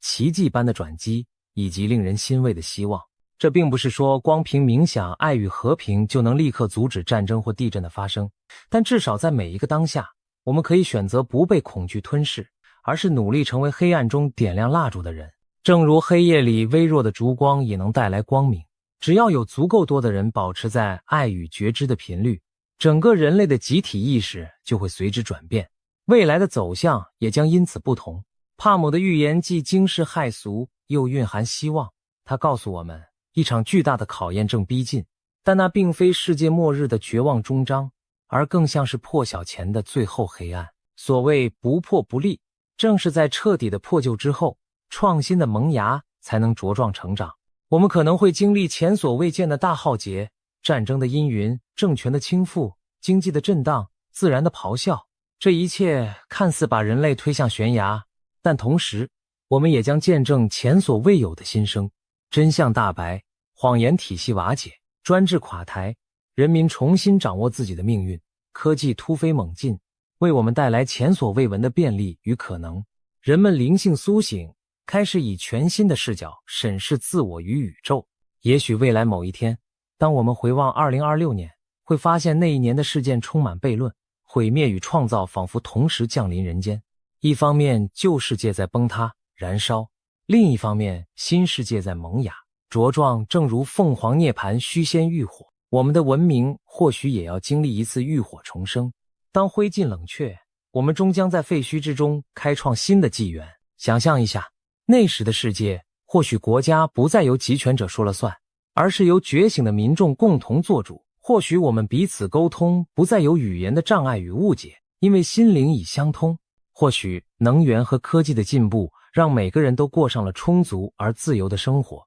再无饥饿与困顿。或许我们真正意识到地球是生命共同体，懂得与自然和谐共处，而我们人类自己也不再孤立无援地仰望星空。因为新的银河文明意味着我们将迈向星辰大海，与宇宙中的其他智慧生命彼此交流，共同成长。当然，预言归预言，未来依旧掌握在我们自己手中。预言的意义不在于让人坐以待毙或盲目恐惧，而在于给我们警示和启迪。每一个人都可以成为改变历史走向的微小力量，只要我们以理性和善意应对挑战，再可怕的未来也能朝好的方向转化。历史上曾有许多预言最终没有发生，正是因为人们奋起改变，避免了悲剧的重演。因而，对于2026年的种种可能，我们既要有直面风暴的勇气，也要有创造新生的行动。正如帕姆等先知所强调的，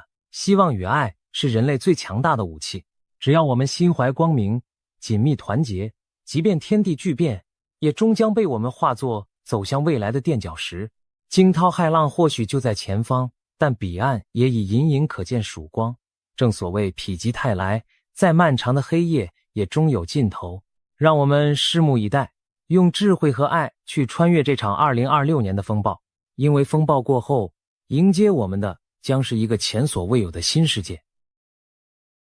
今天我们来聊聊2026年可能发生的那些惊世预言。这些预言来自一位被誉为国际灵媒的女士，名叫朱迪，常年活跃于洛杉矶，拥有通灵和占星背景。她的直觉异常敏锐，累积了25年超自然领域的经验，许多知名人士都是她的客户。近年来，由于一系列惊人的预测成真，朱迪声名大噪。比方说，早在2022年之前，朱迪就预言了俄罗斯会发动战争，结果2022年俄军果然入侵乌克兰，验证了他的先见。朱迪还提前预见了英国女王的离世，当年9月，英女王果然驾崩。此外，他成功预测美国前总统川普将在2024年卷土重来竞选总统。随后川普的确宣布参选，他甚至指出中国最高领导人习近平会在中共20大上顺利连任。这也如期发生，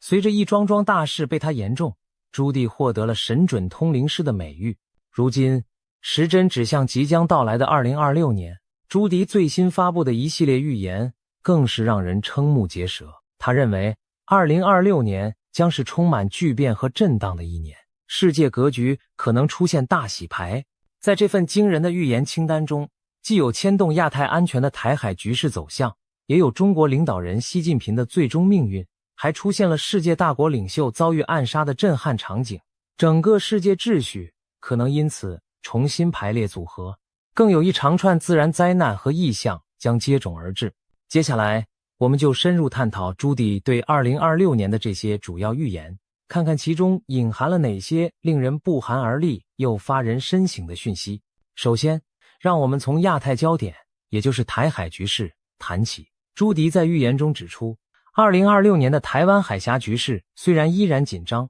却未必会爆发全面冲突。多年来，台湾海峡一直是国际间最敏感的热点之一。中共军力不断扩张，解放军的战机与军舰频繁在台海周边演习骚扰，时刻测试着台湾的防御底线。事实上，2024年底，台湾将完成新一轮总统大选，民进党候选人赖清德预期将接任总统，而朱迪也曾精准预测了这一结果。新领导人的上任对两岸关系是新的变数，北京可能试图在台湾政权交替之初透过军事高压来下马威，因此2026年初解放军的恫吓行动恐怕更为频繁。然而朱迪的预知画面显示，至少在2026年，台海不会出现大规模战争。中共将在2026年持续加强对台湾周边海空域的巡逻和军事存在，解放军的战机与舰艇甚至会更加频繁地在台湾附近演习，对台湾形成长期高压的态势。但这种咄咄逼人的武力示威最终将点到为止，并未跨越真正开战的红线，让人不禁联想到1996年的台海飞弹危机。当年解放军以飞弹试射恫吓台湾，但在美国2艘航空母舰巡弋介入后，中共适可而止。朱棣的预言似乎暗示2026年的紧张局势将重演类似剧本，中国展示武力但收敛于临界点，美国则以强硬表态维持现状。尤其在朱棣的画面中，美国的动向对局势走向举足轻重。他预见一个特殊的背景，即2026年美国将由川普重新执政，这意味着美国对中国的态度会强硬但务实。川普政府划下清晰红线，不允许北京武力侵犯台湾，甚至传出川普本人可能在2026年4月访问中国，与习近平会面，期间双方达成某种默契或协议，使得北京在川普任内不至于对台动武。朱棣认为，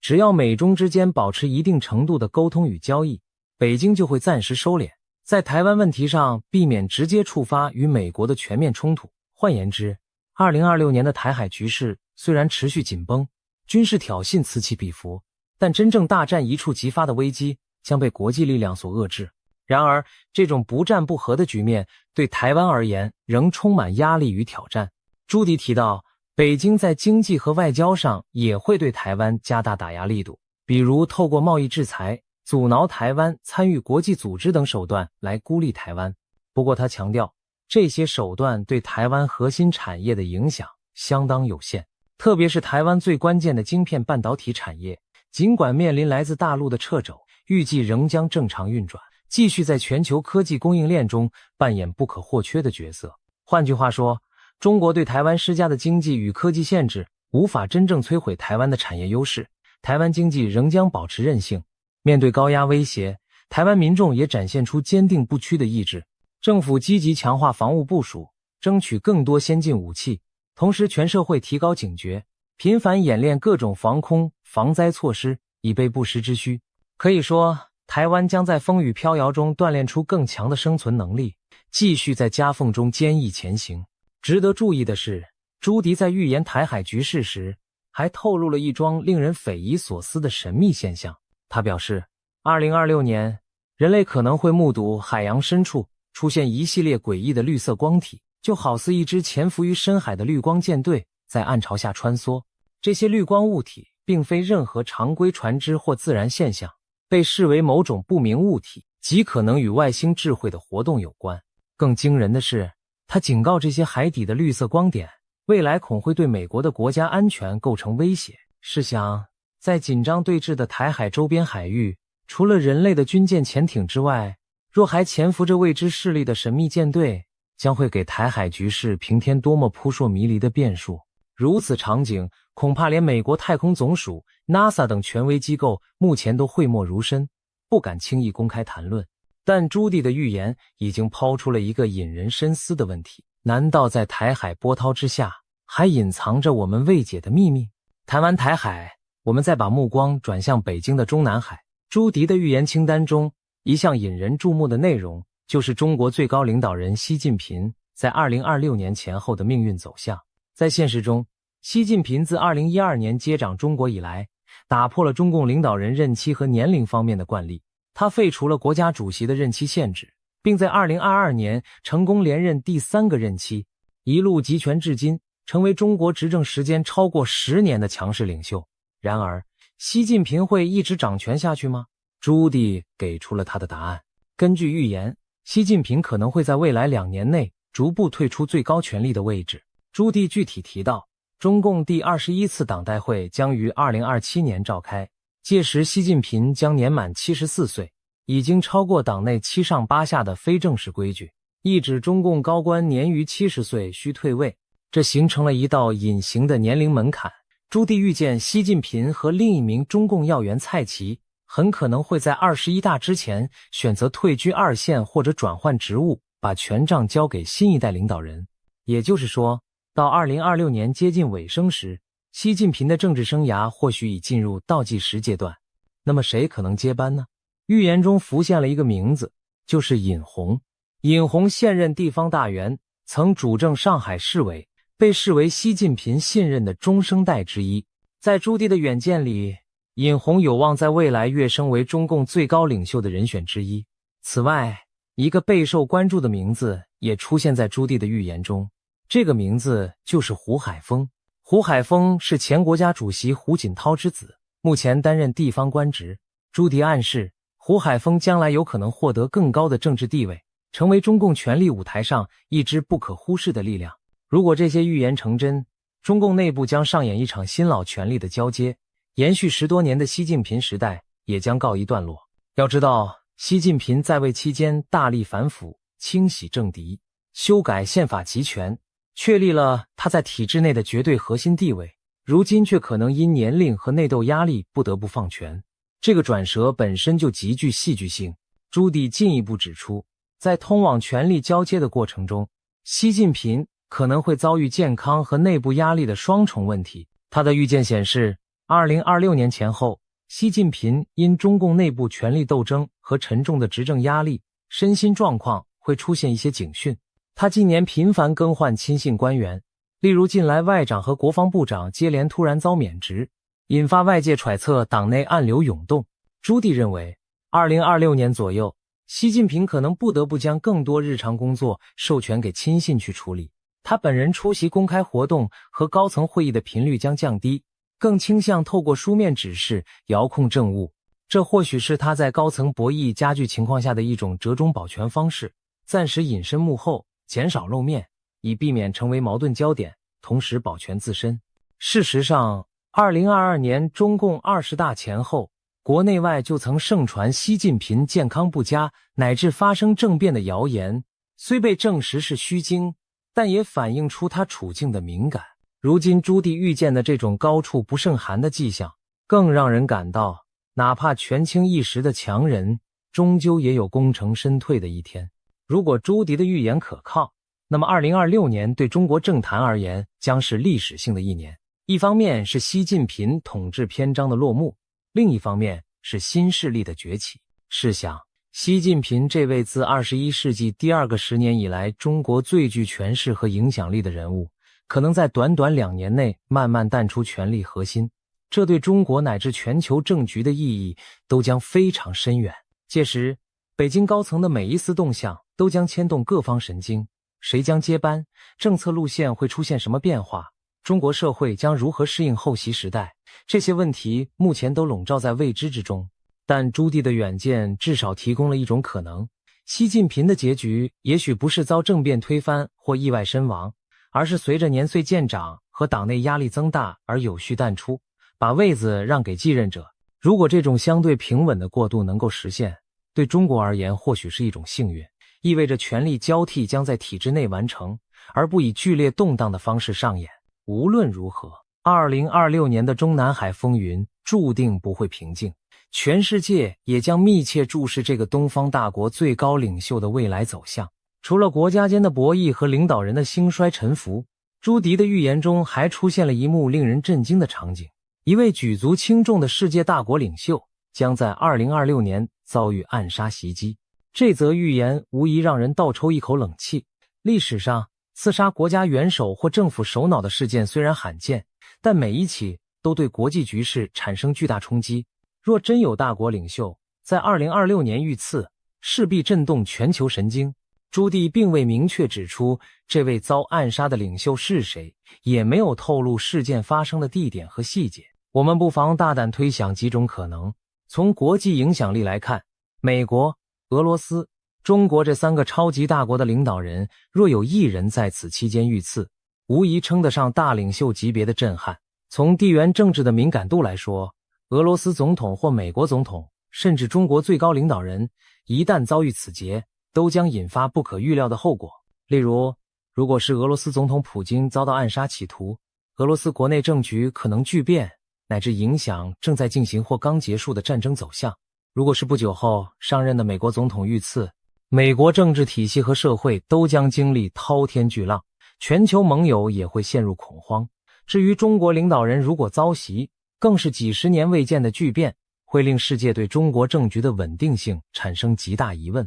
当然，也不能排除其他地区的重要领袖成为目标，像某欧洲强国的总理或中东地区的君主。无论是哪种情况，朱棣的预言都提醒我们，2026年世界可能面临一起震撼性的政治事件，一个位高权重的领袖人物将命悬一线，生死未卜。试想，当这样的暗杀事件发生时，国际社会会出现何等连锁反应？全球媒体将铺天盖地速报和分析，引发各国市场动荡，人心惶惶。同时，各国政府会进入紧急状态，加强对要员的安保，防止类似事件蔓延。那些与遇袭领袖关系密切的国家或阵营，可能会一时群龙无首，政策出现真空甚至误判。在被暗杀者所在的国内，更可能爆发激烈的政治角力，继任者是谁？有人会否趁机夺权？国家的政策路线会不会急转直下？如果该国本身正处于战争或冲突中，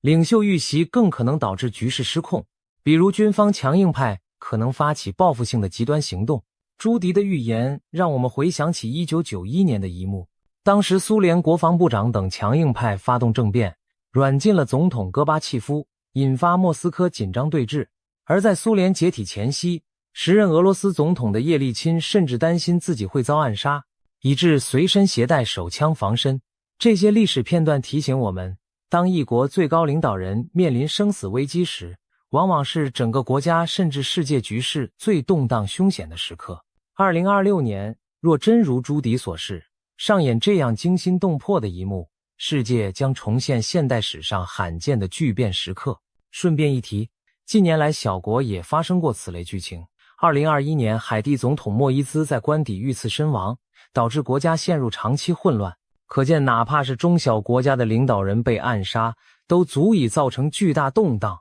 更何况是超级强权的首脑。有人或许认为这预言过于惊悚，不太可能成真。但别忘了，朱棣在此前的预测中曾准确指出2025年会出现对川普总统的人身威胁。而2025年初，川普在一次竞选活动中的确曾遇到安全警报，可见他并非凭空危言耸听。尽管我们无法确知细节，但朱棣的远见等于给世界提了个醒。明年的国际舞台上，不仅会有宏大的地缘政治较量，也可能上演惊险的个人命运戏码。一颗子弹或一场爆炸，就可能改写历史进程。在这充满不确定性的预言背后，人们也许会更深刻地体会到和平与安全的脆弱。哪怕站在权力巅峰的领袖，他的生命也可能瞬息之间受到威胁。2026年，我们或将见证一次现代史罕见的巨变，一位世界强权的领袖命悬一线，其后续影响将如多米诺骨牌般波及全球。当一位大国领袖遇刺，东方强人即将交棒之际，朱棣预言的2026年还隐含着更宏观的变局，世界秩序将面临一次大洗牌。这场大洗牌涉及国际权力格局和盟友关系的重大重组，以及几场决定未来走向的地缘政治事件。2026年被他形容为一个历史转折点，人类社会可能要重置某些旧有的秩序和规则。首先，在美国及其主导的西方阵营这一边，朱棣的预见极具戏剧性。他认为唐纳德·川普将再次担任美国总统，并在国内外推动一系列颠覆既有政策的举措。预言中，川普展现出强势的领导风格，他上任后迅速整合了共和党，在国会推动政府改革，也频繁举办造势集会以巩固基本盘。同时，他对内专注提振美国经济和军事实力，例如大力发展人工智慧技术，重振制造业和能源产业，扩张国防开支等，全面提升美国的实力。对外方面，川普则挥舞起他擅长的交易艺术，在全球各地奔走，试图重建美国的全球影响力，扮演交易式外交的仲裁者角色，而不再只是依靠传统盟友架构来维持霸权。尤其值得关注的是，朱棣预期川普在2026年将促成几件关键的国际大事，一是为俄乌战争带来外交解决方案。朱棣预见，美国在川普主导下可能出面斡旋俄罗斯与乌克兰达成某种和解，例如冻结战线、俄军部分撤出占领区等，终结这场拖累欧洲的流血冲突，为自2022年以来的这场战争画下句点。如果成真，这将是欧洲近年最大的转折点之一。战火平息后，乌克兰将加速融入欧洲体系，甚至朝加入欧盟的方向迈进，而俄罗斯也不得不收缩拳头，调整战略。二是中东局势的重大重组。预言提到，以色列总理内塔尼亚胡可能因国内对其交换人质的不满而提前在2026年6月举行选举，但由于缺乏有力的反对派，他预计仍将胜出再任总理。此外，更大的消息是，川普政府可能在背后推动以巴双方走向和谈，给长期动荡的加萨地带带来重建的曙光。如果巴勒斯坦自治政府领导人阿巴斯因年迈卸任，预言称其副手侯赛因·谢赫将暂代领袖，直到举行新选举，这暗示巴勒斯坦政坛也将出现权力过渡。同时，叙利亚由伊朗撑腰的阿萨德政权可能倒台，改变中东的力量版图。美国将强化与土耳其、沙乌地、阿拉伯、卡达、阿联酋等国的联系，以巩固中东的新格局。可以想见，如果美国真能主导结束一场欧洲战争并重塑中东和平，那么其全球领导地位将大为提升，世界秩序也会随之重新排列组合。其次，在欧亚其他地区，洗牌的迹象也处处浮现。东亚方面，日本可能迎来历史性变革。朱迪预言日本将出现首位女性首相高市早苗，一旦高市早苗上台，预期日本内政外交都会明显向右转，更加强硬地捍卫国家利益，包括放宽武器出口限制、扩充军备以及加强情报网络建设。日本的这一转向将使其在亚太格局中扮演更积极且独立的角色，也势必影响未来中日关系和美日同盟走向。再看英国，伦敦政坛也在酝酿变局。预言暗示，脱欧派旗手奈吉尔·法拉吉将成为下一任首相的有力竞争者。如果法拉吉真的入主唐宁街10号，英国的政治光谱将明显右移，对欧盟的态度可能更加强硬或另辟蹊径，与美国的关系则可能更加紧密。欧洲大陆方面，法国总统马克宏被预言在推动2026年预算时遭遇执政危机，可能被迫解散国会提前选举，为法国政局投下不确定性阴影，也可能动摇外界对欧元区经济的信心。意大利和日本类似，经济增长预测低迷，不足 1%， 显示传统强国在新秩序下面临的压力。相反地，印度正崛起为全球第4大经济体，已超越日本。在安达曼海发现的大型油田将大幅增进其能源自给能力。同时，印度积极发展半导体和人工智慧产业，并透过强有力的政府举措扶植高科技，与美国的双边贸易额节节攀升，预计在2026年达到3000亿美元规模。在新的世界秩序中，印度正成为一支无法忽视的力量，在经济和科技上与中美分庭抗礼。除了超级强国之外，一些区域国家的政局变化同样折射出世界秩序洗牌的趋势。比如中东的沙乌地阿拉伯正完成庞大的产业计划，如朱拜尔工业城第2期工程，继续朝区域强权地位迈进。巴基斯坦则重新加强与美国的关系，试图凭借自身的石油和矿产储备，在中东扮演更重要的稳定角色。东南亚方面，泰国将推出新的永续生态旅游法规，越南也计划出台环境保护法令，以在全球价值观新潮流中站稳脚跟。新加坡将开设最大的综合门诊和科学中心，并在年末完成连接马来西亚柔佛的捷运线，继续巩固区域创新枢纽的地位。这些种种发展显示，各国都在为适应新的国际环境而调整策略。值得一提的是，朱迪的预言中有几个国家被视为2026年最安全稳定的世外桃源，包括加拿大、阿联酋、澳大利亚、荷兰、瑞士、丹麦、纽西兰以及日本。看来在风云变色的年代里，这些国家将相对保持平静与繁荣，成为动荡世界中的避风港。综合来看，朱迪描绘的2026年世界正走向一个旧平衡被打破而新平衡尚未稳固的阶段。美国试图重新掌舵国际秩序，但方式较以往更灵活实用。中国在领导人交替和内部转型中暂时收敛锋芒。欧洲内部政治经济充满变数，新兴力量如印度等则抓住机遇迅速壮大。同时，一些令人匪夷所思的因素也在浮现，比如前述与外星文明有关的征兆。世界秩序的大洗牌往往意味着动荡与机遇并存。对许多国家而言，这既是挑战，也是重新定位的契机。新的同盟可能形成，旧的对立可能淡化或转移，共识与冲突都将在重组后以新面貌出现。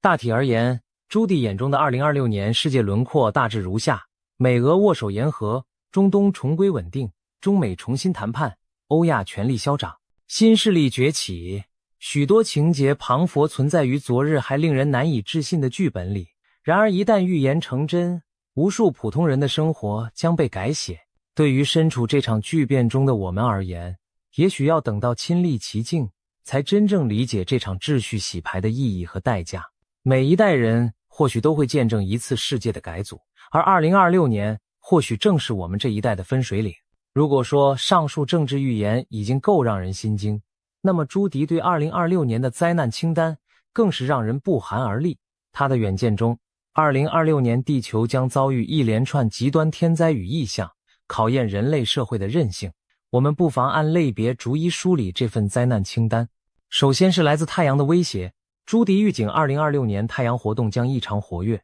强烈的太阳风暴可能袭击地球，引发地磁扰动。届时，全球通讯系统会因太阳风暴而大范围故障，多个国家可能出现网络中断、卫星讯号丧失的情况，一些电力和导航系统也会受到影响，进而危及交通和工业运行。人们或许将首次真切感受到，我们高度依赖的科技文明在宇宙力量面前是多么脆弱。当网络和卫星导航突然失灵时，城市可能陷入混乱。这绝非危言耸听。在朱迪的预言里，太阳的怒火提醒着整个地球村，我们头顶的那颗恒星既赐予生命，也能带来灾难。人类在太空天气面前依然缺乏足够的防范能力。接下来，大气异常将引发极端天候。预言显示，2026年的冬季气候反常，全球多地将出现剧烈的寒潮和热浪交替。北美洲北部、中西部地区将遭遇远超往年的严寒，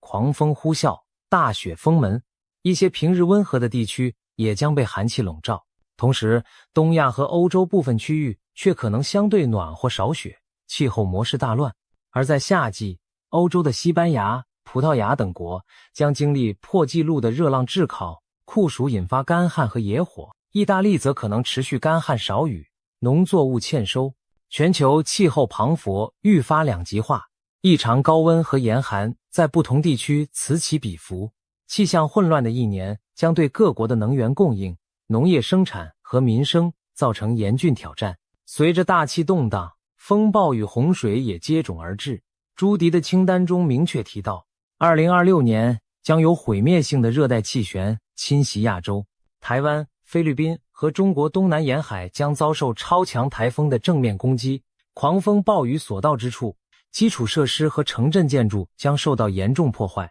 大批居民被迫疏散。另外，菲律宾中部的坎拉翁火山预计在2026年喷发，其火山灰将飘散至泰国和中国南方部分地区，导致空气品质恶化和航班中断。东南亚多国如越南、柬埔寨、印尼还将出现突发暴雨引发的严重洪水，旅游胜地被淹，道路和村庄陷入泥沼，短暂瘫痪当地经济活动。欧洲方面，极端干旱使南欧饱受炙烤的同时，北欧一些地区却可能遭遇暴雨和河川泛滥，甚至有迹象显示英国的重要电力或或供水设施可能遭到骇客攻击，导致局部地区停电、停水和基础设施瘫痪。地球的怒吼还不止于风雨雷电，预言中，地震将在2026年频繁上演，多个地区都榜上有名。其中，亚洲的日本东京可能遭遇强震，美国的西岸、洛杉矶、旧金山、西雅图和东岸、纽约都可能感受到 6.0 级以上的剧烈摇晃。太平洋火环带上的阿拉斯加、菲律宾群岛、墨西哥、纽西兰等地也难以幸免。一些城市的高楼会在深夜突然晃动，人们不得不仓皇逃到街头，部分老旧建筑物恐怕会在强震中化为瓦砾。朱棣勾勒出的画面旁佛在提示，2026年将是强震频发的一年，地壳运动仍然潜藏着未知威胁。其中若有一场强震发生在政局脆弱的缅甸，可能动摇该国本就不稳定的局势，诱发新的内乱，甚至波及邻国。朱棣还暗示，缅甸地震后，泰国与柬埔寨交界地区的紧张摩擦可能升温，可见自然灾难还可能诱发人为冲突。与此同时，非洲大地则在炙热的太阳下经受另一种灾难，那就是干旱与饥荒。预言指出，非洲南部多国，包括南非、辛巴威、赞比亚、莱索托、马拉维等，将遭遇严重干旱，河流干涸，农田龟裂，粮食产量骤减，数百万人面临粮食与饮水短缺困境。旱灾引发的饥荒和疾病可能蔓延，成为一场人道主义危机。联合国世界粮食计划署将紧急行动，协同世界银行和各国盟友，为灾区输送食品和清洁用水，以挽救无数生命。非洲的这场苦难提醒着世人，气候变迁和极端天候对欠发达地区的打击尤为沉重，也考验着人类守望相助的良知。在美洲大陆，灾害同样此起彼伏，美国沿海地区将迎来异常活跃且猛烈的飓风季。朱棣特别提到纽奥良、佛罗里达和美国东岸部分城市将遭遇超强飓风正面侵袭，狂暴的风暴潮会吞没沿海，城市街道将变成河流，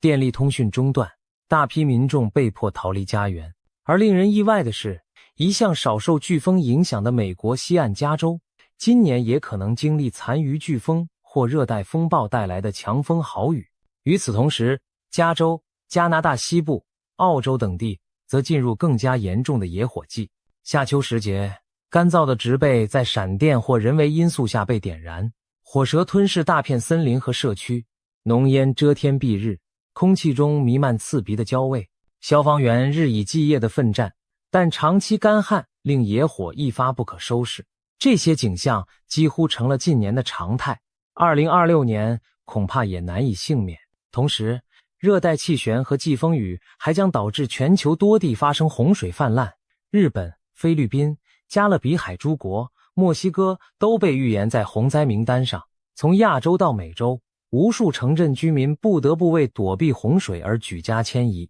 国际救援队也将马不停蹄地驰援各处灾区。当我们在尘世间疲于应对这些天灾时，人类或许更渴望抬头仰望星空，寻找答案。然而正当人们仰望天空，朱棣预言了另一桩令人毛骨悚然的异象。在干燥荒凉的沙漠地带，将有人声称目击到不明飞行物的出没。那些神秘的飞行器忽然现身夜空，散发奇异的光芒，在寂静的沙海上空盘旋片刻，又倏然消失无踪。有人将之解读为外星文明在观察人类庞佛科幻电影的桥段真实上演。当全世界忙于应对地缘政治和自然灾难时，外太空的未知力量似乎也在以自己的方式宣示存在。种种迹象显示，2026年注定是不平凡的一年。从太阳到地球，再到天空彼端的神秘访客，多重挑战汇聚而来，人类将在炼狱般的考验中寻求生路。朱棣列出的灾难清单让我们深刻体认到，大自然与未知力量的威力远远超出人类的掌控范围。在高楼林立、科技昌明的21世纪，人类往往自信可以驾驭环境、预测未来，但一连串的飓风、地震、火山和来自天际的风暴就足以轻易颠覆这种信念。如果2026年的景象真如预言所述，我们唯有加强全球合作，共同提升防灾减灾能力，同时对天地心存敬畏，唯有尊重大自然的规律，谦卑审慎的发展，我们才能在灾难频仍的未来求得生存与延续。回顾朱迪对2026年的整体预言，我们彷佛看到一幅充满戏剧性和矛盾交织的未来图景。国际政治上大国角力与罕见事件并存，科技进步与伦理挑战相伴，自然界中灾害频仍又奇事丛生，给人类社会带来重重考验。这些预言有的耸动惊人，有的发人深省。我们不禁要问，假如这一切真的发生，我们准备好了吗？也许有人对这些超前的预知持半信半疑态度，但历史告诉我们，许多改变世界的时刻往往在发生前都很少有人预料到。朱迪的天赋让他在混沌中瞥见未来的一角，虽然未来始终充满变数，但他的远见给我们提供了一种独特视角，把可能发生的危机与转机预先展现在我们眼前。他提出这些警示，并非让人陷入恐惧绝望，而是提醒世人保持警觉和思考。如果2026年真如朱迪所言，是一个破旧立新的历史关口，那么身处其中的我们或许也该重新审视什么才是真正重要的。当政权更迭，秩序洗牌时，我们能否从历史的兴衰中汲取教训，避免重蹈覆辙？当天灾人祸接踵而至时，我们能否团结合作，以人性的光辉战胜困难？朱迪预言中的一个细节耐人寻味，他说2026年将带有一种精神性的震动，世界各地的人们会开始反思什么才是真正重要的，古老智慧将重新回到人们的文化、政治生活中，大众重新学习如何用爱与智慧连结彼此，共度难关。也许在至暗时刻，我们反而能找回久违的同理心和精神价值，为破碎的世界带来一丝疗愈与希望。当然，预言毕竟只是预言，未来尚未发生，一切仍有转圜余地。或许正因有人提前看到了危机，我们才有机会提早防范并加以改变，让未来朝更好的方向发展。朱迪这位国际灵媒，用他震撼人心的预言为我们敲响了警钟，同时也提供了一线希望的曙光。对于即将到来的2026年，我们所能做的，也许就是怀着敬畏与勇气，脚踏实地走好每一步路。因为无论预言如何描述，真正决定未来走向的，最终还是我们人类自己。让我们怀着谨慎而积极的心态，迎接2026年的到来吧。即便前路险峻，人类文明仍在继续进步。届时，全球将共同举办史上首次由美国、加拿大和墨西哥合办的世界杯足球赛。体育盛宴或许能在动荡中凝聚人心。美国太空总署预计在该年创造历史，送首位女性航天员登上月球，重新点燃人类探索太空的热忱。科技和医疗领域也传来捷报，科学家将利用 3D 列印技术帮助瘫痪患者重新站起，人工智慧辅助诊疗，让疑难杂症更快获得准确诊断。即便风雨欲来，人类并非束手无策，在许多方面我们依然勇敢前行。或许风暴无可避免，但当乱云飞渡之际，我们仍可以选择守护希望，在巨变中寻找成长，在灾难中磨砺智慧。愿朱迪的预言能为我们点亮一盏警示的明灯，使我们在面对未知未来时更懂得团结、自省与珍惜。2026年会否成为人类历史上刻骨铭心的一章，只有时间能回答。而我们要做的，就是珍惜当下，放眼未来，为任何可能的风浪做好准备。